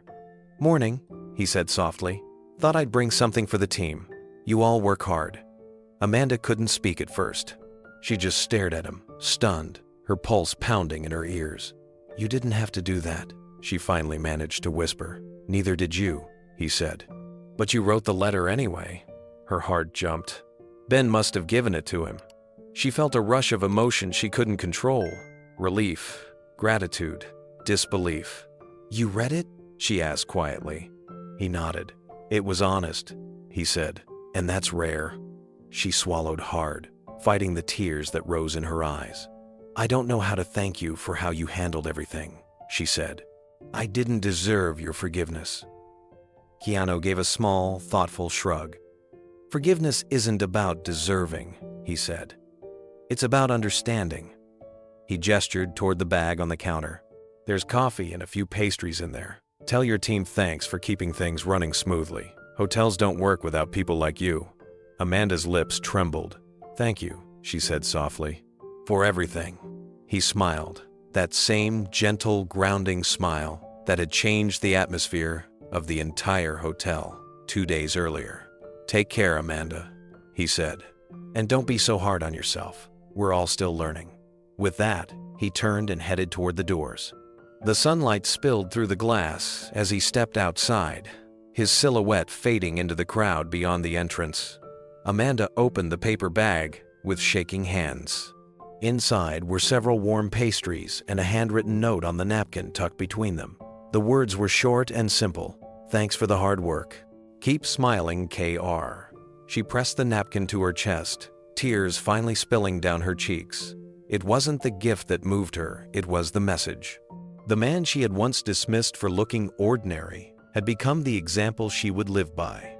For the first time in years, Amanda felt truly seen, not by the world, but by the lesson that moment had etched into her heart. From that day forward, every time she greeted a guest, she did it differently, with humility, warmth, and a silent reminder of a quiet man who had taught her what grace really meant.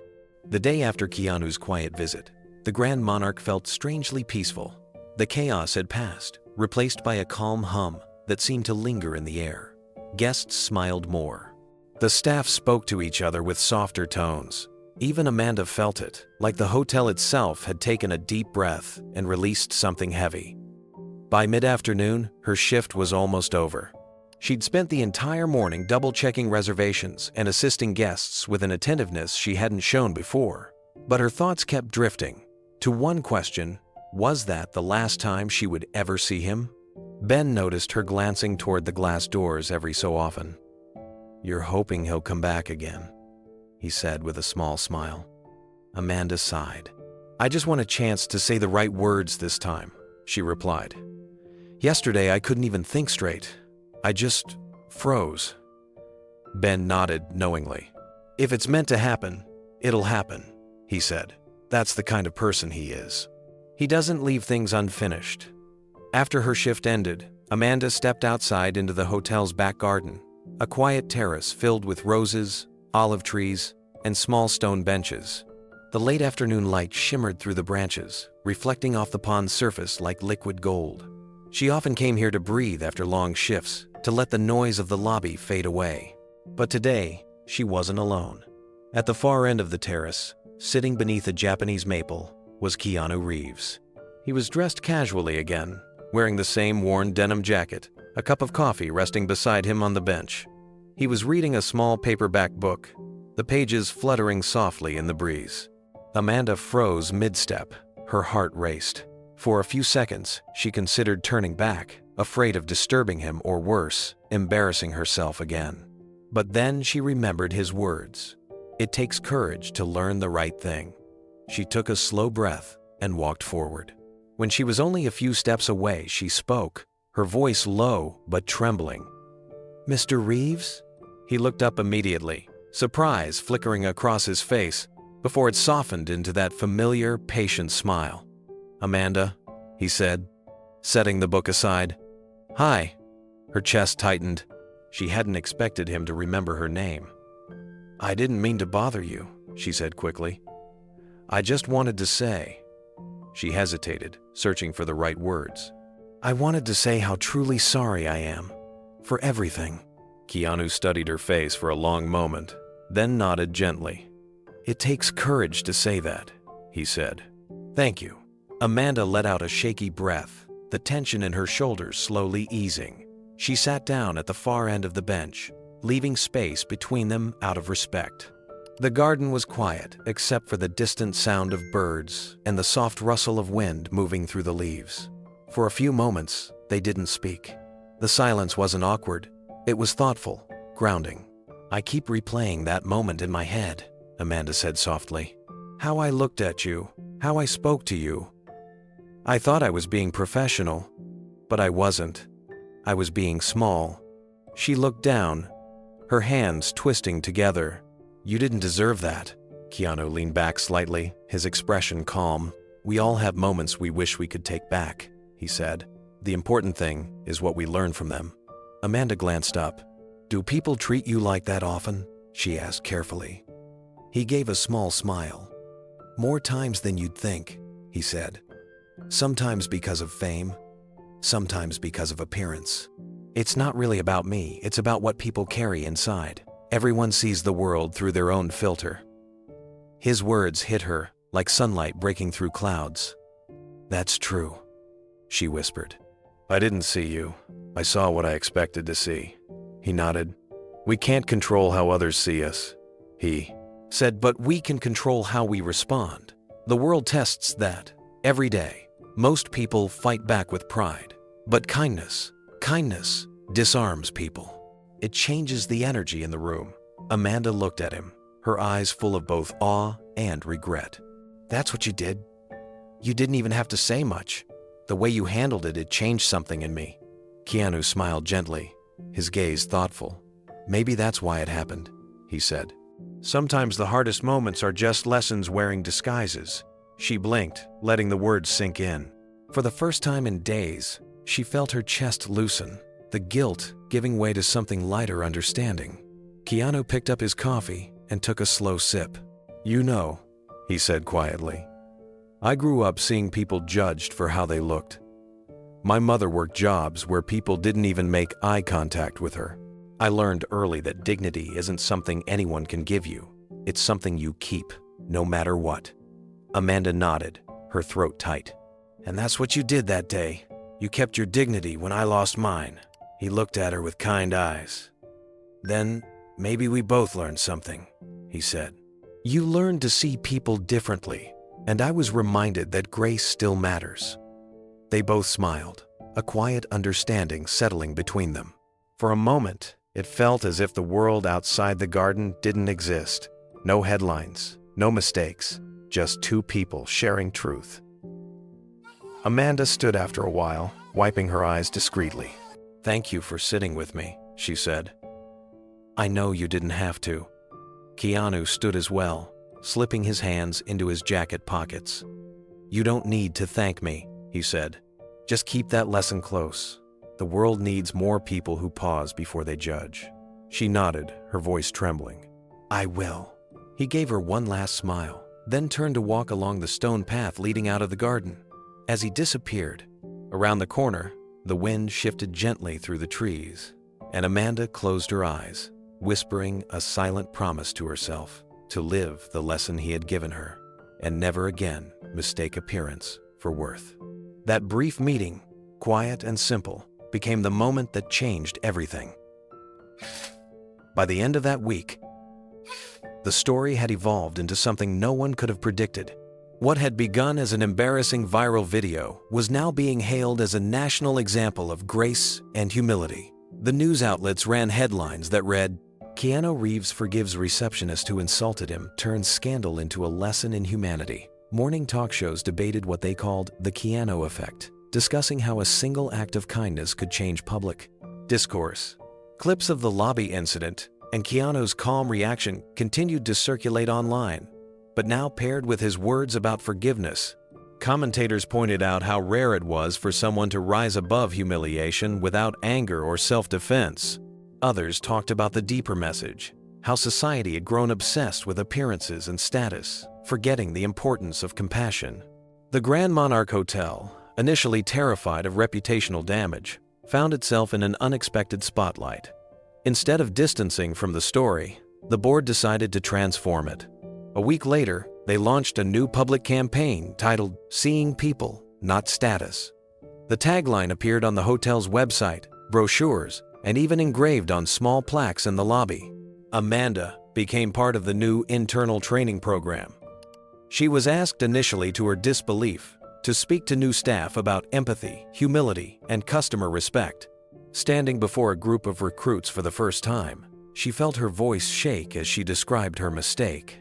"It only takes a second to judge someone," she said, "but it takes much longer to undo the damage that judgment can cause. The only way to protect people's dignity is to see them first as human beings, not as their appearance."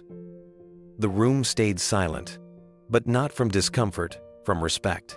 By the end of her talk, several new hires approached her, thanking her for her honesty. That day, Amanda realized that even the most painful mistakes can become powerful teachers if you allow them to. At the same time, she began volunteering every weekend at a small homeless outreach center downtown. She served food, organized clothes, and sometimes just listened to people's stories. Many reminded her of the man she had dismissed at first sight, a stranger who turned out to be a symbol of everything good she'd forgotten to value. The more time she spent there, the more she felt her life begin to realign. Humility wasn't weakness anymore, it was strength. Across Los Angeles, Keanu's quiet act of forgiveness continued to ripple outward. Talk shows, blogs, and podcasts dissected the story, not to sensationalize it, but to understand it. Journalists described it as a case study in compassion. Philosophers and motivational speakers cited it in lectures about emotional intelligence.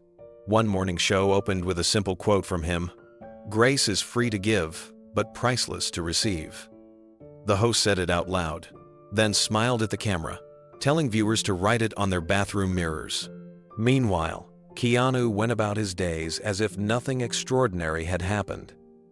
When reporters tried to interview him about the viral video, he gently declined. "It's not about me," he told one journalist at an event. "It's about how people treat each other when nobody's watching." Those words were replayed on television that night, making millions of viewers pause and think. Upstairs at the Grand Monarch, Laura Miller was finalizing the latest draft of her film. The meeting with Keanu had changed her too. She had gone home that evening and rewritten several key scenes, reshaping the story to mirror what she'd witnessed: how forgiveness, not retaliation, was the true mark of strength. The new version of her screenplay focused on a man who is publicly shamed, but chooses compassion instead of revenge, proving that dignity can transform both the giver and the receiver. A few days later, she met Keanu in her studio office to go over the revisions. As they sat across from each other, she smiled. "You know," she said, "this project was supposed to be about redemption, but now I think it's about humanity, about how we treat people when it's hardest to be kind." Keanu nodded thoughtfully. "That's what art should be," he said, "a mirror that reminds us who we could be if we chose better." Laura leaned back, watching him. "I have to ask," she said, "when you stood there in that lobby, being judged like that, what stopped you from snapping back?" He smiled faintly, thinking for a moment. "My mother," he said. "She used to tell me that if someone is cruel to you, it's because they're carrying something heavier than they can handle. The least you can do is not add to their burden." Laura's eyes softened. "She must have been a wise woman." "She was," he replied quietly. "And she still teaches me every day, even though she's gone." Downstairs, Amanda finished another long shift. The hotel was bustling again, but she noticed subtle changes everywhere. Staff now greeted guests with genuine warmth, not out of duty, but understanding. The words "See people, not status" were engraved on a brass plaque near the entrance, catching the light every time someone walked through the revolving doors. She stopped to read it one last time before leaving for the day. Ben joined her, smiling. "You helped change this place," he said. Amanda shook her head. "He did," she replied. "I just learned from him." That night, as Keanu left Laura's office, he paused by the same hotel where everything had begun. Through the glass, he saw Amanda handing a keycard to a family of travelers, her face calm and kind. She didn't notice him, and he didn't call out. He just smiled, content to see her carrying forward what she'd learned. He walked into the cool night, his steps unhurried. Somewhere behind him, laughter filled the hotel lobby.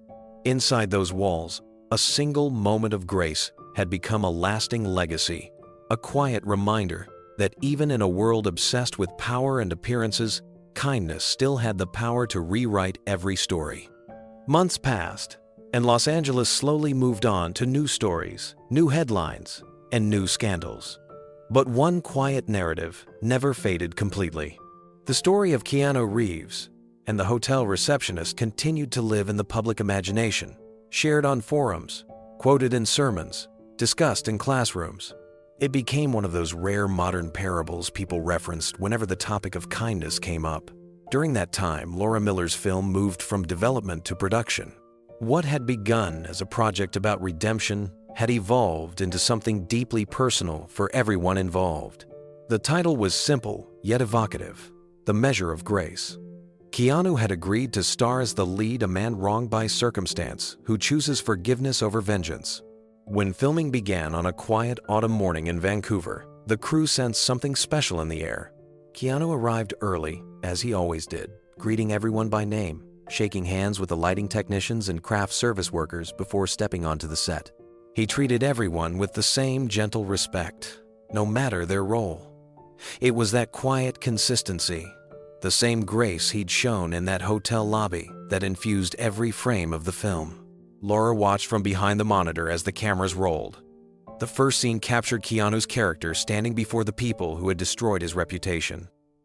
Instead of anger, his face held understanding. His line was simple: "You can't take away what I choose to forgive." When the director called cut, there was silence for a moment before the crew erupted into quiet applause. Even hardened industry veterans felt something stirring within them. As filming continued, word about the movie began to spread. Articles surfaced, linking the project to the real-life incident that had inspired it. Journalists wrote about how Keanu's own actions had breathed authenticity into the film.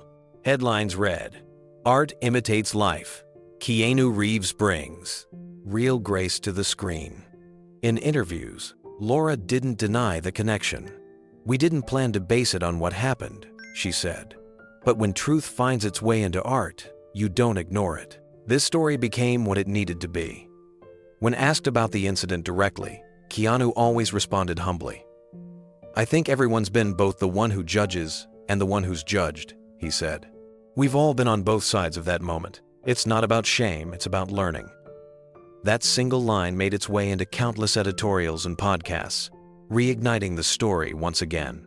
The studio released a short behind-the-scenes featurette halfway through filming. It showed Keanu sitting in a folding chair between takes, wearing his costume, a simple gray jacket, and worn shoes, speaking quietly to the interviewer. His hair was wind-tossed, his voice calm, his eyes reflective. "People think strength comes from control," he said. "But real strength isn't in what you say, it's in how you choose to react. Anyone can speak loud, not everyone can stay kind." Those words, recorded casually under a soft studio light, spread across the internet within hours. The clip was only 30 seconds long, yet it carried the same quiet power as the original lobby video. It went viral, racking up millions of views in a single day. Comment sections filled with gratitude.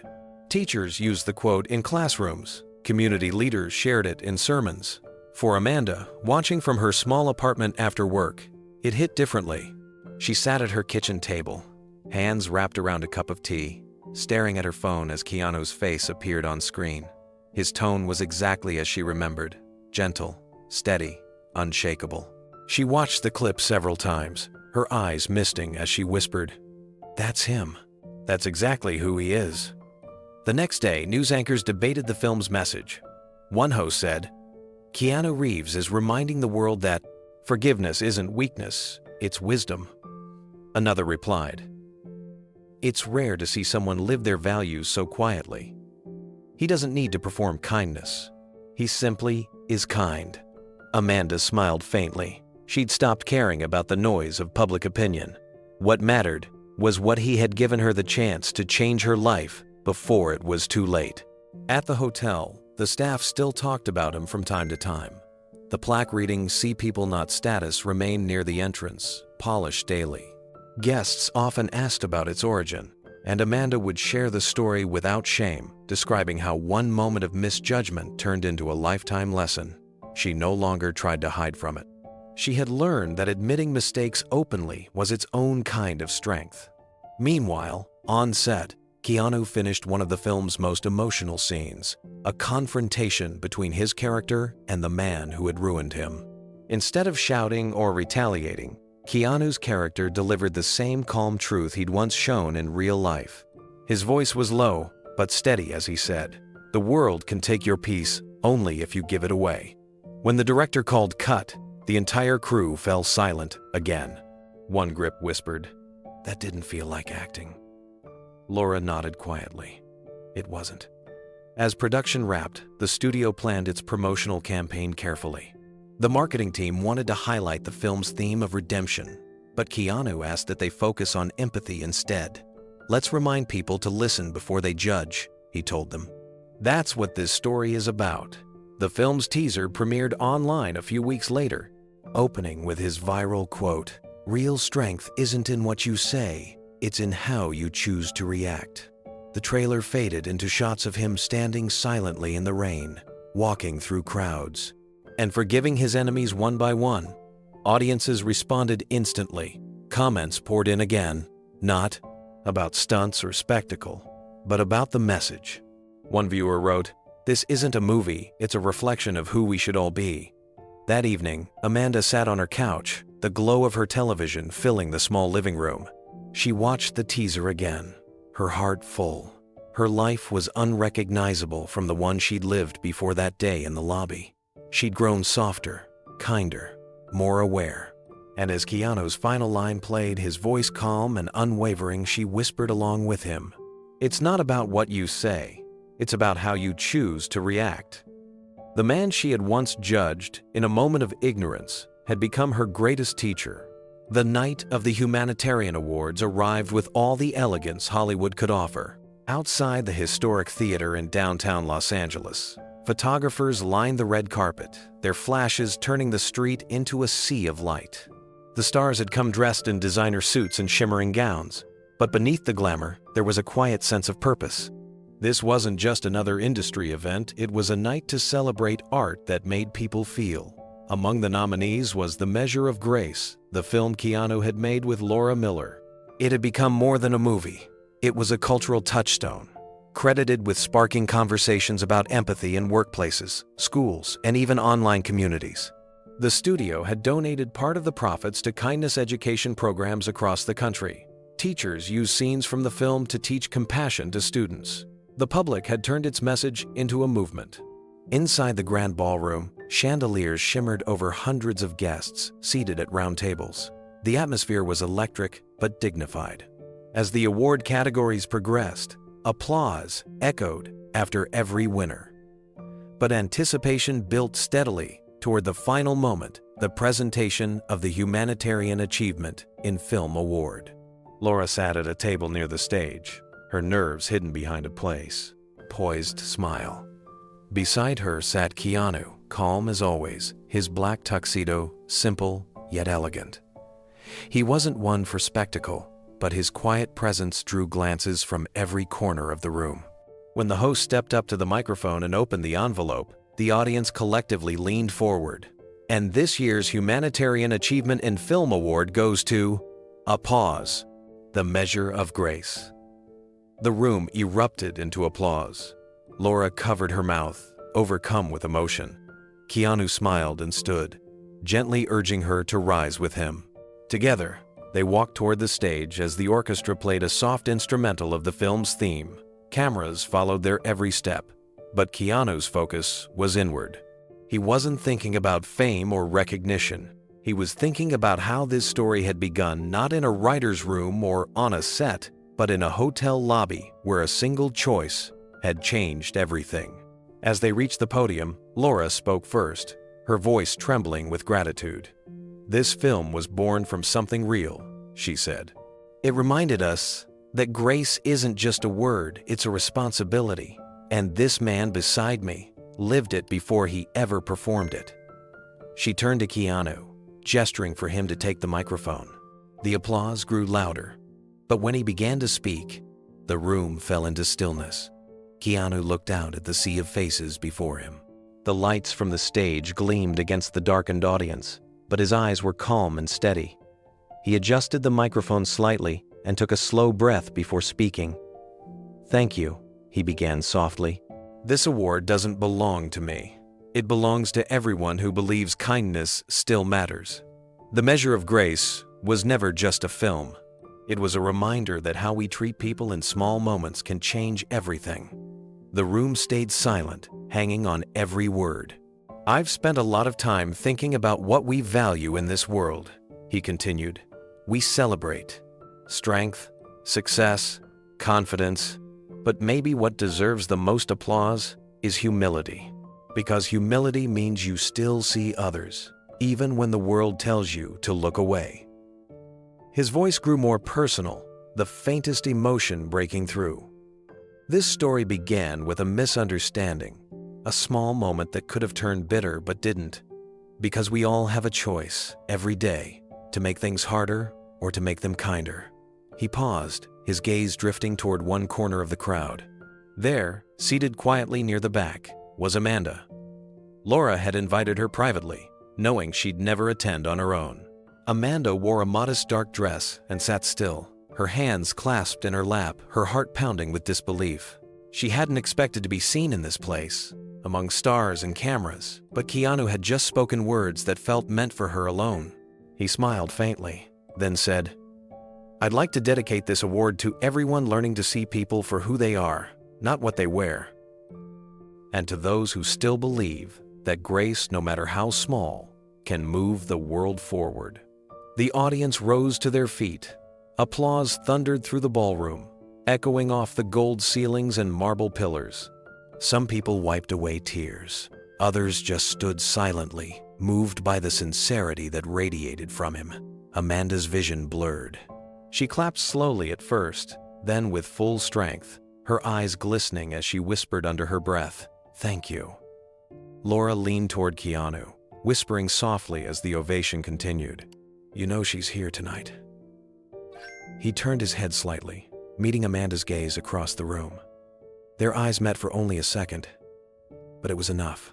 A silent acknowledgement passed between them. No guilt, no regret, just mutual understanding.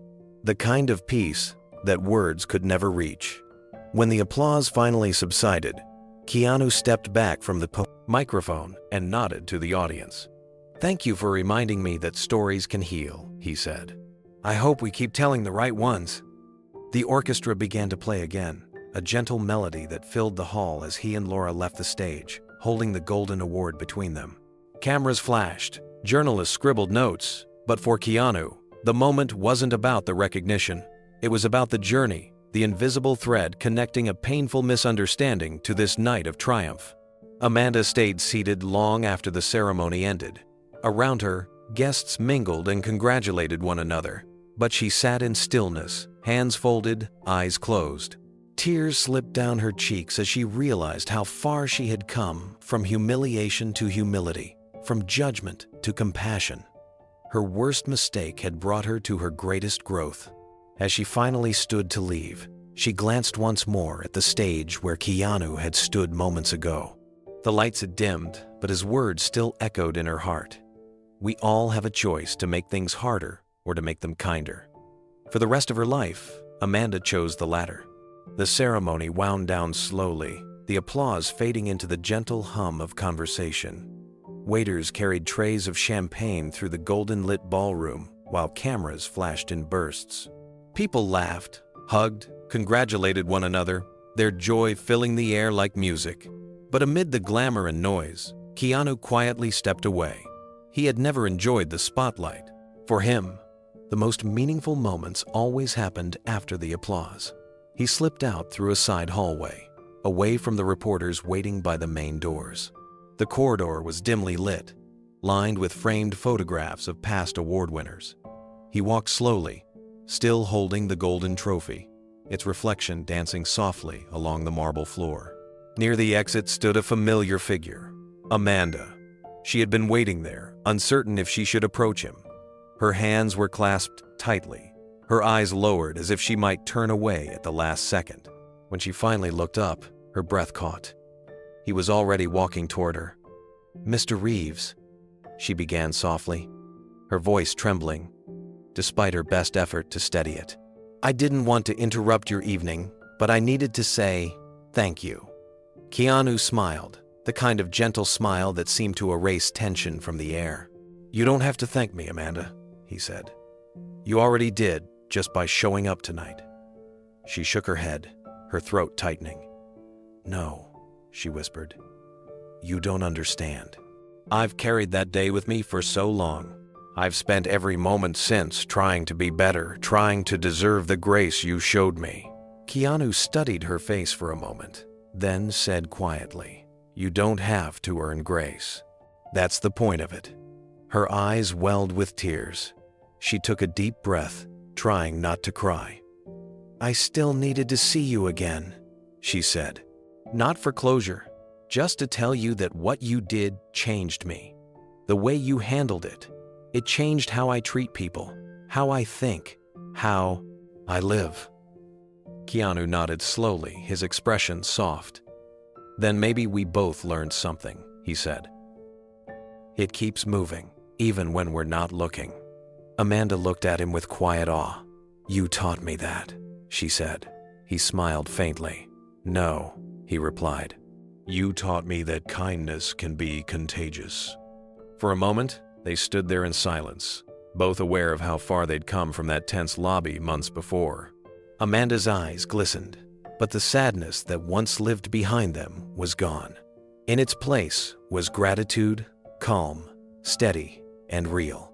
"I don't know if I'll ever stop being sorry," she admitted softly. Keanu shook his head. "You don't need to be," he said. "You took what could have been just an ugly moment and turned it into something meaningful. You made sure it didn't go to waste." Amanda gave a shaky laugh. "You really believe that?" "I do," he replied. "People mess up all the time. The mistake doesn't define you, it's what you do after that matters. You chose to change, and that choice ripples out. I've seen it happen." She smiled through her tears. "I never expected you to say that." "I thought you'd moved on completely." "I have," Keanu said gently. "But moving on doesn't mean forgetting. It means remembering without pain." Amanda nodded slowly, taking in every word. "You know," she said, "when I volunteer at the shelter now, I meet people who've lost everything. Jobs, homes, families. They tell me their stories, and I try to listen without assuming anything. I think about that day every time someone walks in. It keeps me humble." He smiled warmly. "Then, that's your legacy from it. Sometimes the hardest lessons are just disguised blessings." She let out a small breath, her shoulders finally relaxing. "You always seem to know exactly what to say." Keanu chuckled softly. "Not always," he said, "but I try to listen before I speak. That usually helps." Amanda laughed quietly, wiping her eyes. "You really are one of a kind," she said. "I'm just a person," he answered. "No better, no worse than anyone else.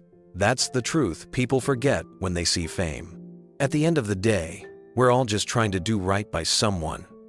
The sound of distant applause echoed faintly through the hallway as another award was announced inside. Neither of them moved.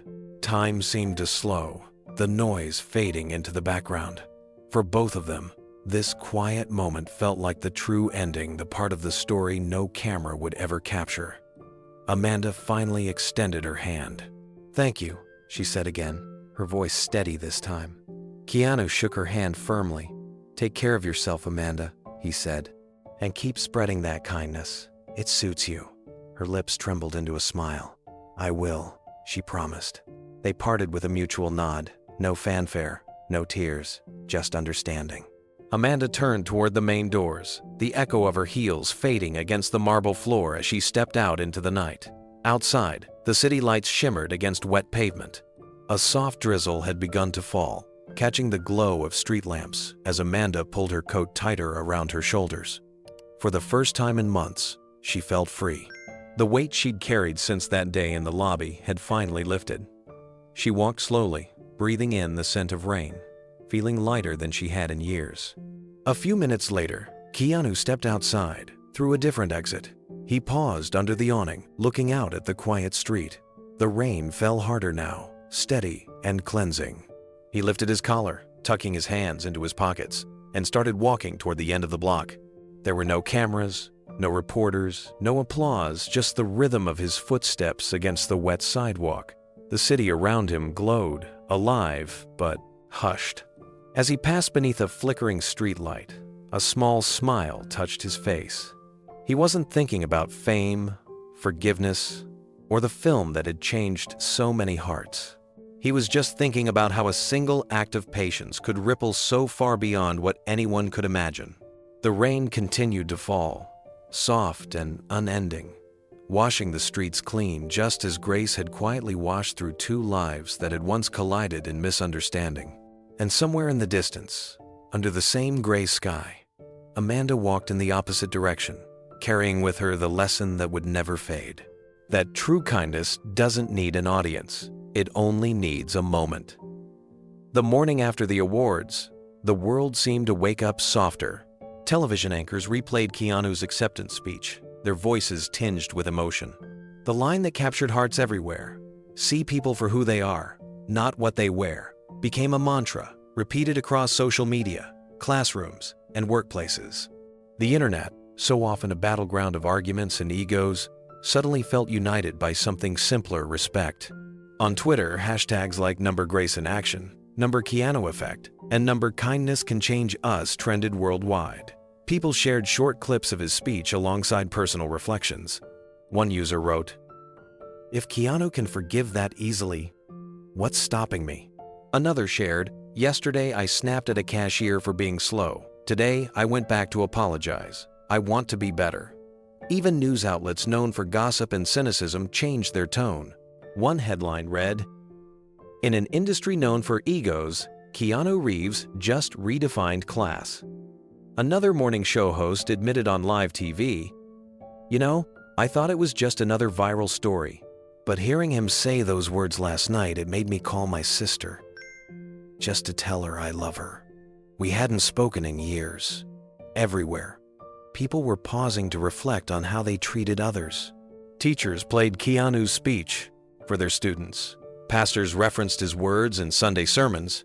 Corporate managers included it in leadership training sessions.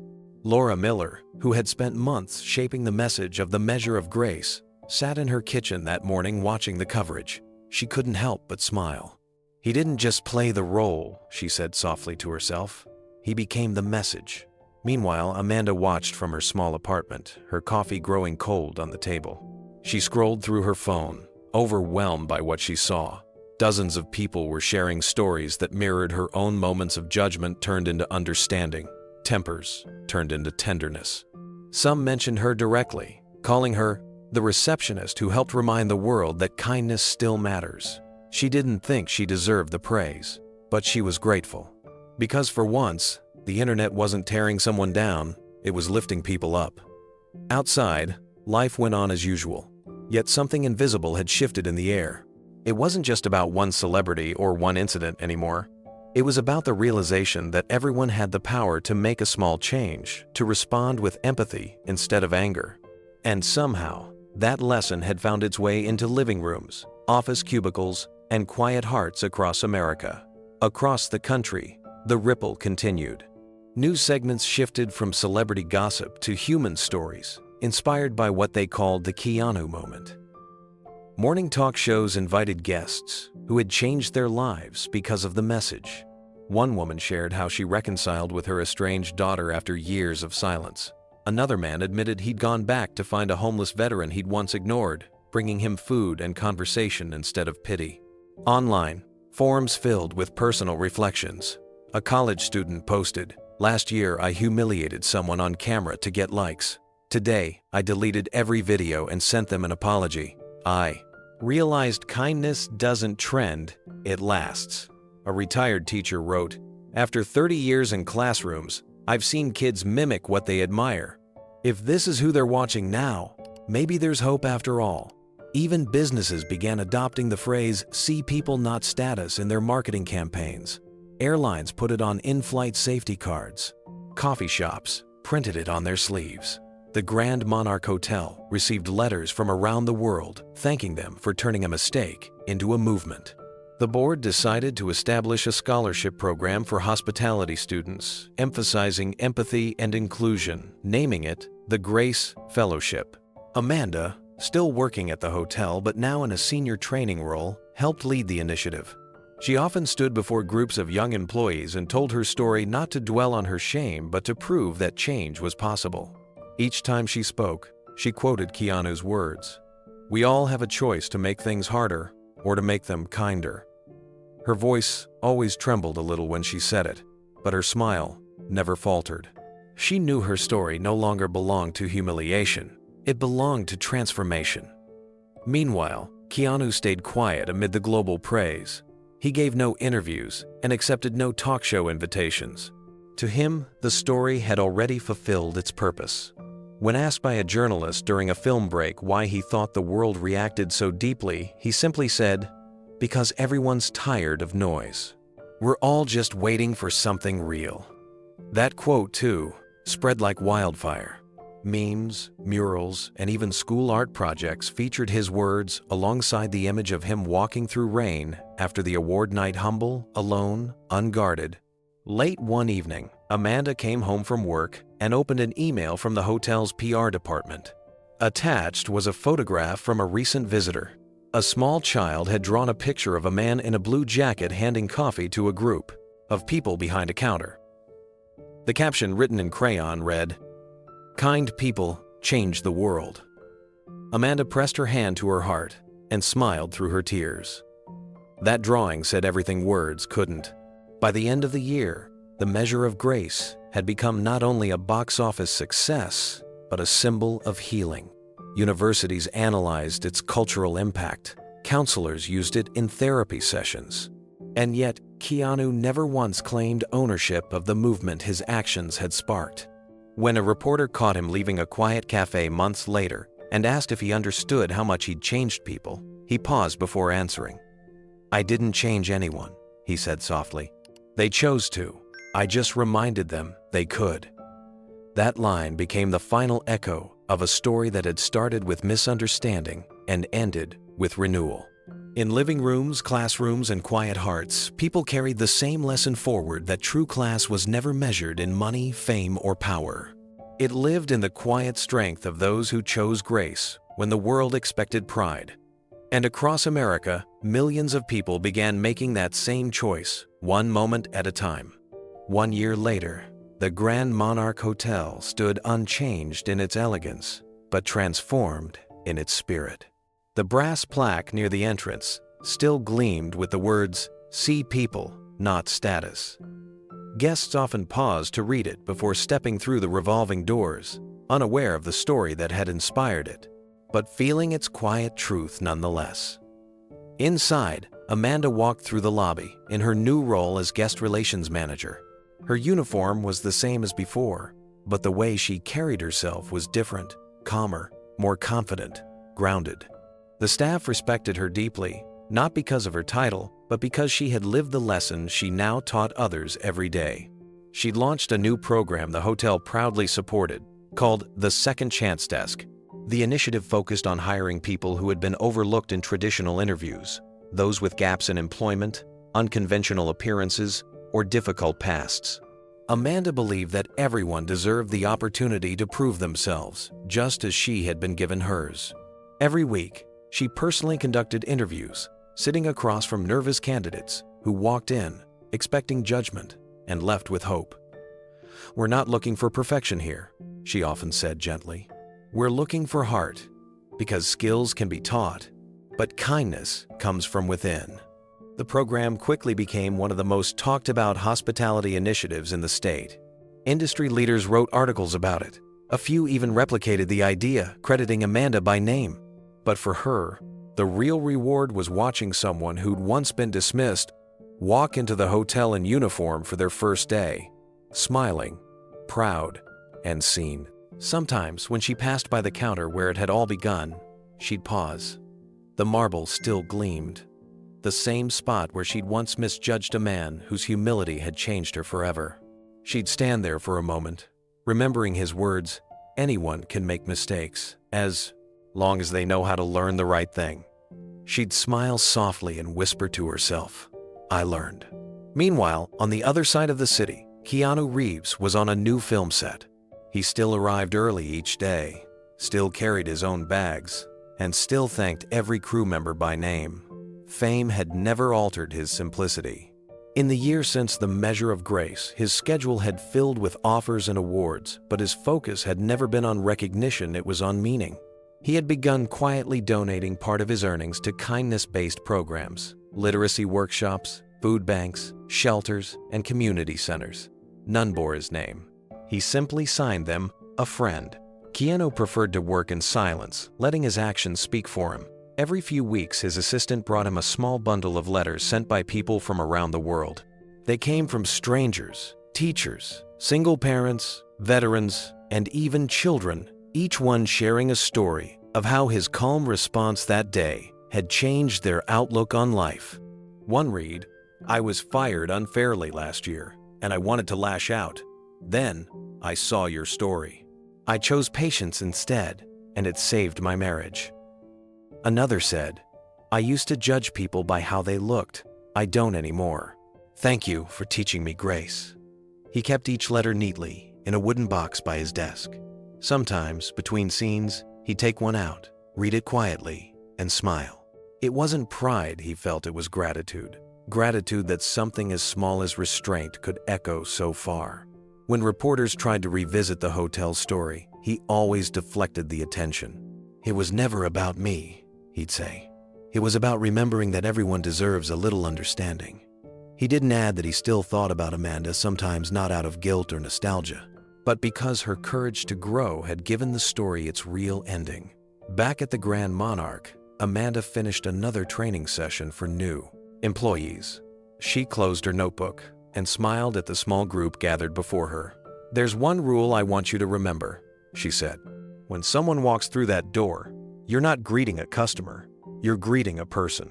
And how you treat that person might stay with them for a lifetime."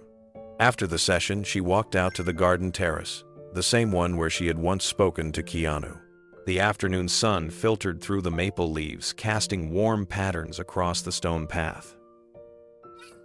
She sat on the bench and closed her eyes for a moment, listening to the hum of the city beyond the hotel gates. Life had become simple again, but this time it was full. She didn't chase approval or fear mistakes. She lived by the same quiet principle she had learned that day. Grace given freely can heal the giver as much as the receiver. Occasionally, she received handwritten notes from former employees who had gone on to start their own careers. They always ended the same way: "Thank you for giving me a chance." Each time she read those words, she smiled, knowing she was passing forward the lesson she once received. That evening, as the sun set over the city skyline, Keanu wrapped up filming for the day. The crew packed equipment, laughter echoing through the soundstage. Before leaving, he slipped a folded note into his coat pocket, another letter from someone he'd never met. He didn't open it yet. He liked saving them for quiet nights when he could read them without distraction. As he stepped outside, the sky was streaked with orange and violet. He pulled his collar up against the cool breeze and walked toward his motorcycle. The world had changed in small ways because of one simple moment in a hotel lobby. He didn't think about it often, but when he did, it reminded him why he still believed in people. Somewhere across the city, Amanda turned off her office lights and locked the front doors. They lived separate lives, but both carried the same truth forward: grace was never wasted. It had begun as a misunderstanding, it had ended as a movement, and in between, it had quietly reminded the world what it meant to be human. It was late evening in Los Angeles, and the city was winding down. The streets glowed under the golden hue of streetlights, and a soft drizzle tapped against the windows of a small cafe tucked between two quiet bookstores. Inside, Keanu sat alone at a corner table by the window, a cup of black coffee beside a worn leather notebook. The world outside moved at its usual hurried pace, but here, time seemed to slow. He opened the notebook to a blank page, took out his pen, and began to write. His handwriting was small and deliberate, like someone carving thoughts into permanence. "It's strange how life works," he wrote. "One small moment can change everything, not just for you, but for everyone around you. You never know who's watching, who's learning from how you handle the moments that test your heart." He paused for a moment, looking out the window at the soft rain streaking down the glass. The reflection of city lights shimmered across the table, catching the faint lines of his smile. He continued writing. "People will forget your fame, they'll forget your success, but they will always remember how you made them feel. The quiet moments, the gestures that cost you nothing, those are what last. I've learned that kindness isn't weakness, it's strength in disguise." He stopped again, reading the words slowly, almost as if he were speaking to himself in silence. Then he added one final thought. "When you choose grace over pride, you don't just change the moment, you change yourself. And maybe, just maybe, you help someone else do the same." He set the pen down, closed the notebook, and leaned back in his chair. The cafe around him was nearly empty now. The barista wiped the counter in the distance, humming softly to a tune playing from an old radio. The smell of coffee and rain filled the air. Keanu finished his drink, left a quiet tip on the table, and stood to leave. He slipped the notebook into his jacket and pulled on his gloves. As he stepped outside, the rain met him gently, washing over the pavement like liquid silver. The rain had softened into a mist by the time Keanu stepped onto the quiet sidewalk. He took a slow breath, watching the glow of the cafe lights fade behind him. The world outside was calm, the kind of calm that comes after storms, not just weathered storms, but human ones too. He walked for a few blocks before stopping under a street lamp. From there, the city stretched endlessly in both directions, lights twinkling like scattered stars. He pulled out his notebook again and opened to the page he'd just written. The words stared back at him, simple, honest, complete. He smiled faintly. There was nothing more to add. Far across town, the Grand Monarch Hotel was also quieting for the night. Guests were checking in late, bellhops were stacking luggage carts, and the lobby glowed with soft golden light. Behind the front desk, Amanda stood greeting a young couple who had just arrived from out of state. Her smile was warm and genuine, the kind that reached her eyes. She handed them their room keys and said, "Welcome to the Grand Monarch. We're happy to have you here." The woman returned the smile. "Thank you," she said. "You have the kindest staff I've ever met." Amanda's heart swelled at the words. "We just try to make people feel at home," she replied. As the couple walked away, she glanced toward the marble floor, the very spot where everything had changed a year ago. It still shone perfectly under the chandelier, but to her, it was more than stone and polish. It was a reminder, a sacred place of transformation. The hotel had become known not just for its luxury, but for its warmth. Guests often commented on how everyone from the bellhops to the day housekeepers seemed genuinely kind. And that kindness, Amanda knew, had started with one act of grace from a man who had chosen patience when he had every reason not to. Later that night, as the lobby lights dimmed, Amanda finished her shift and walked out to the garden terrace. The air was cool and damp from the earlier rain. She sat on the same bench where she and Keanu had once talked, listening to the rustle of leaves and the faint hum of the city beyond. Her phone buzzed a notification from a social media post. She opened it to see a quote trending again. "People will forget your fame, but they'll remember how you made them feel." Beneath it was Keanu's name. The words from his journal had somehow found their way to the world again. Amanda smiled softly. "Of course," she whispered. She put her phone away, folded her hands on her lap, and closed her eyes for a moment. She felt at peace. The guilt she once carried had turned into gratitude, a living reminder to lead with understanding, to look beyond appearances, to give people the benefit of grace. As the camera of life panned wider, time seemed to slow. The scene shifted between Keanu walking down a quiet, rain-damp street and Amanda welcoming new guests into the golden lobby of the hotel. Two lives, once strangers, now forever connected by a single moment that had reshaped them both. The narrator's voice, gentle and reflective, filled the silence like a closing note in a song. "Forgiveness," it said, "is more powerful than pride. It doesn't erase what happened, and it transforms it. The world will always test your patience, your humility, your heart. But every time you choose grace, you make the world a little better and yourself a little stronger." The music swelled softly.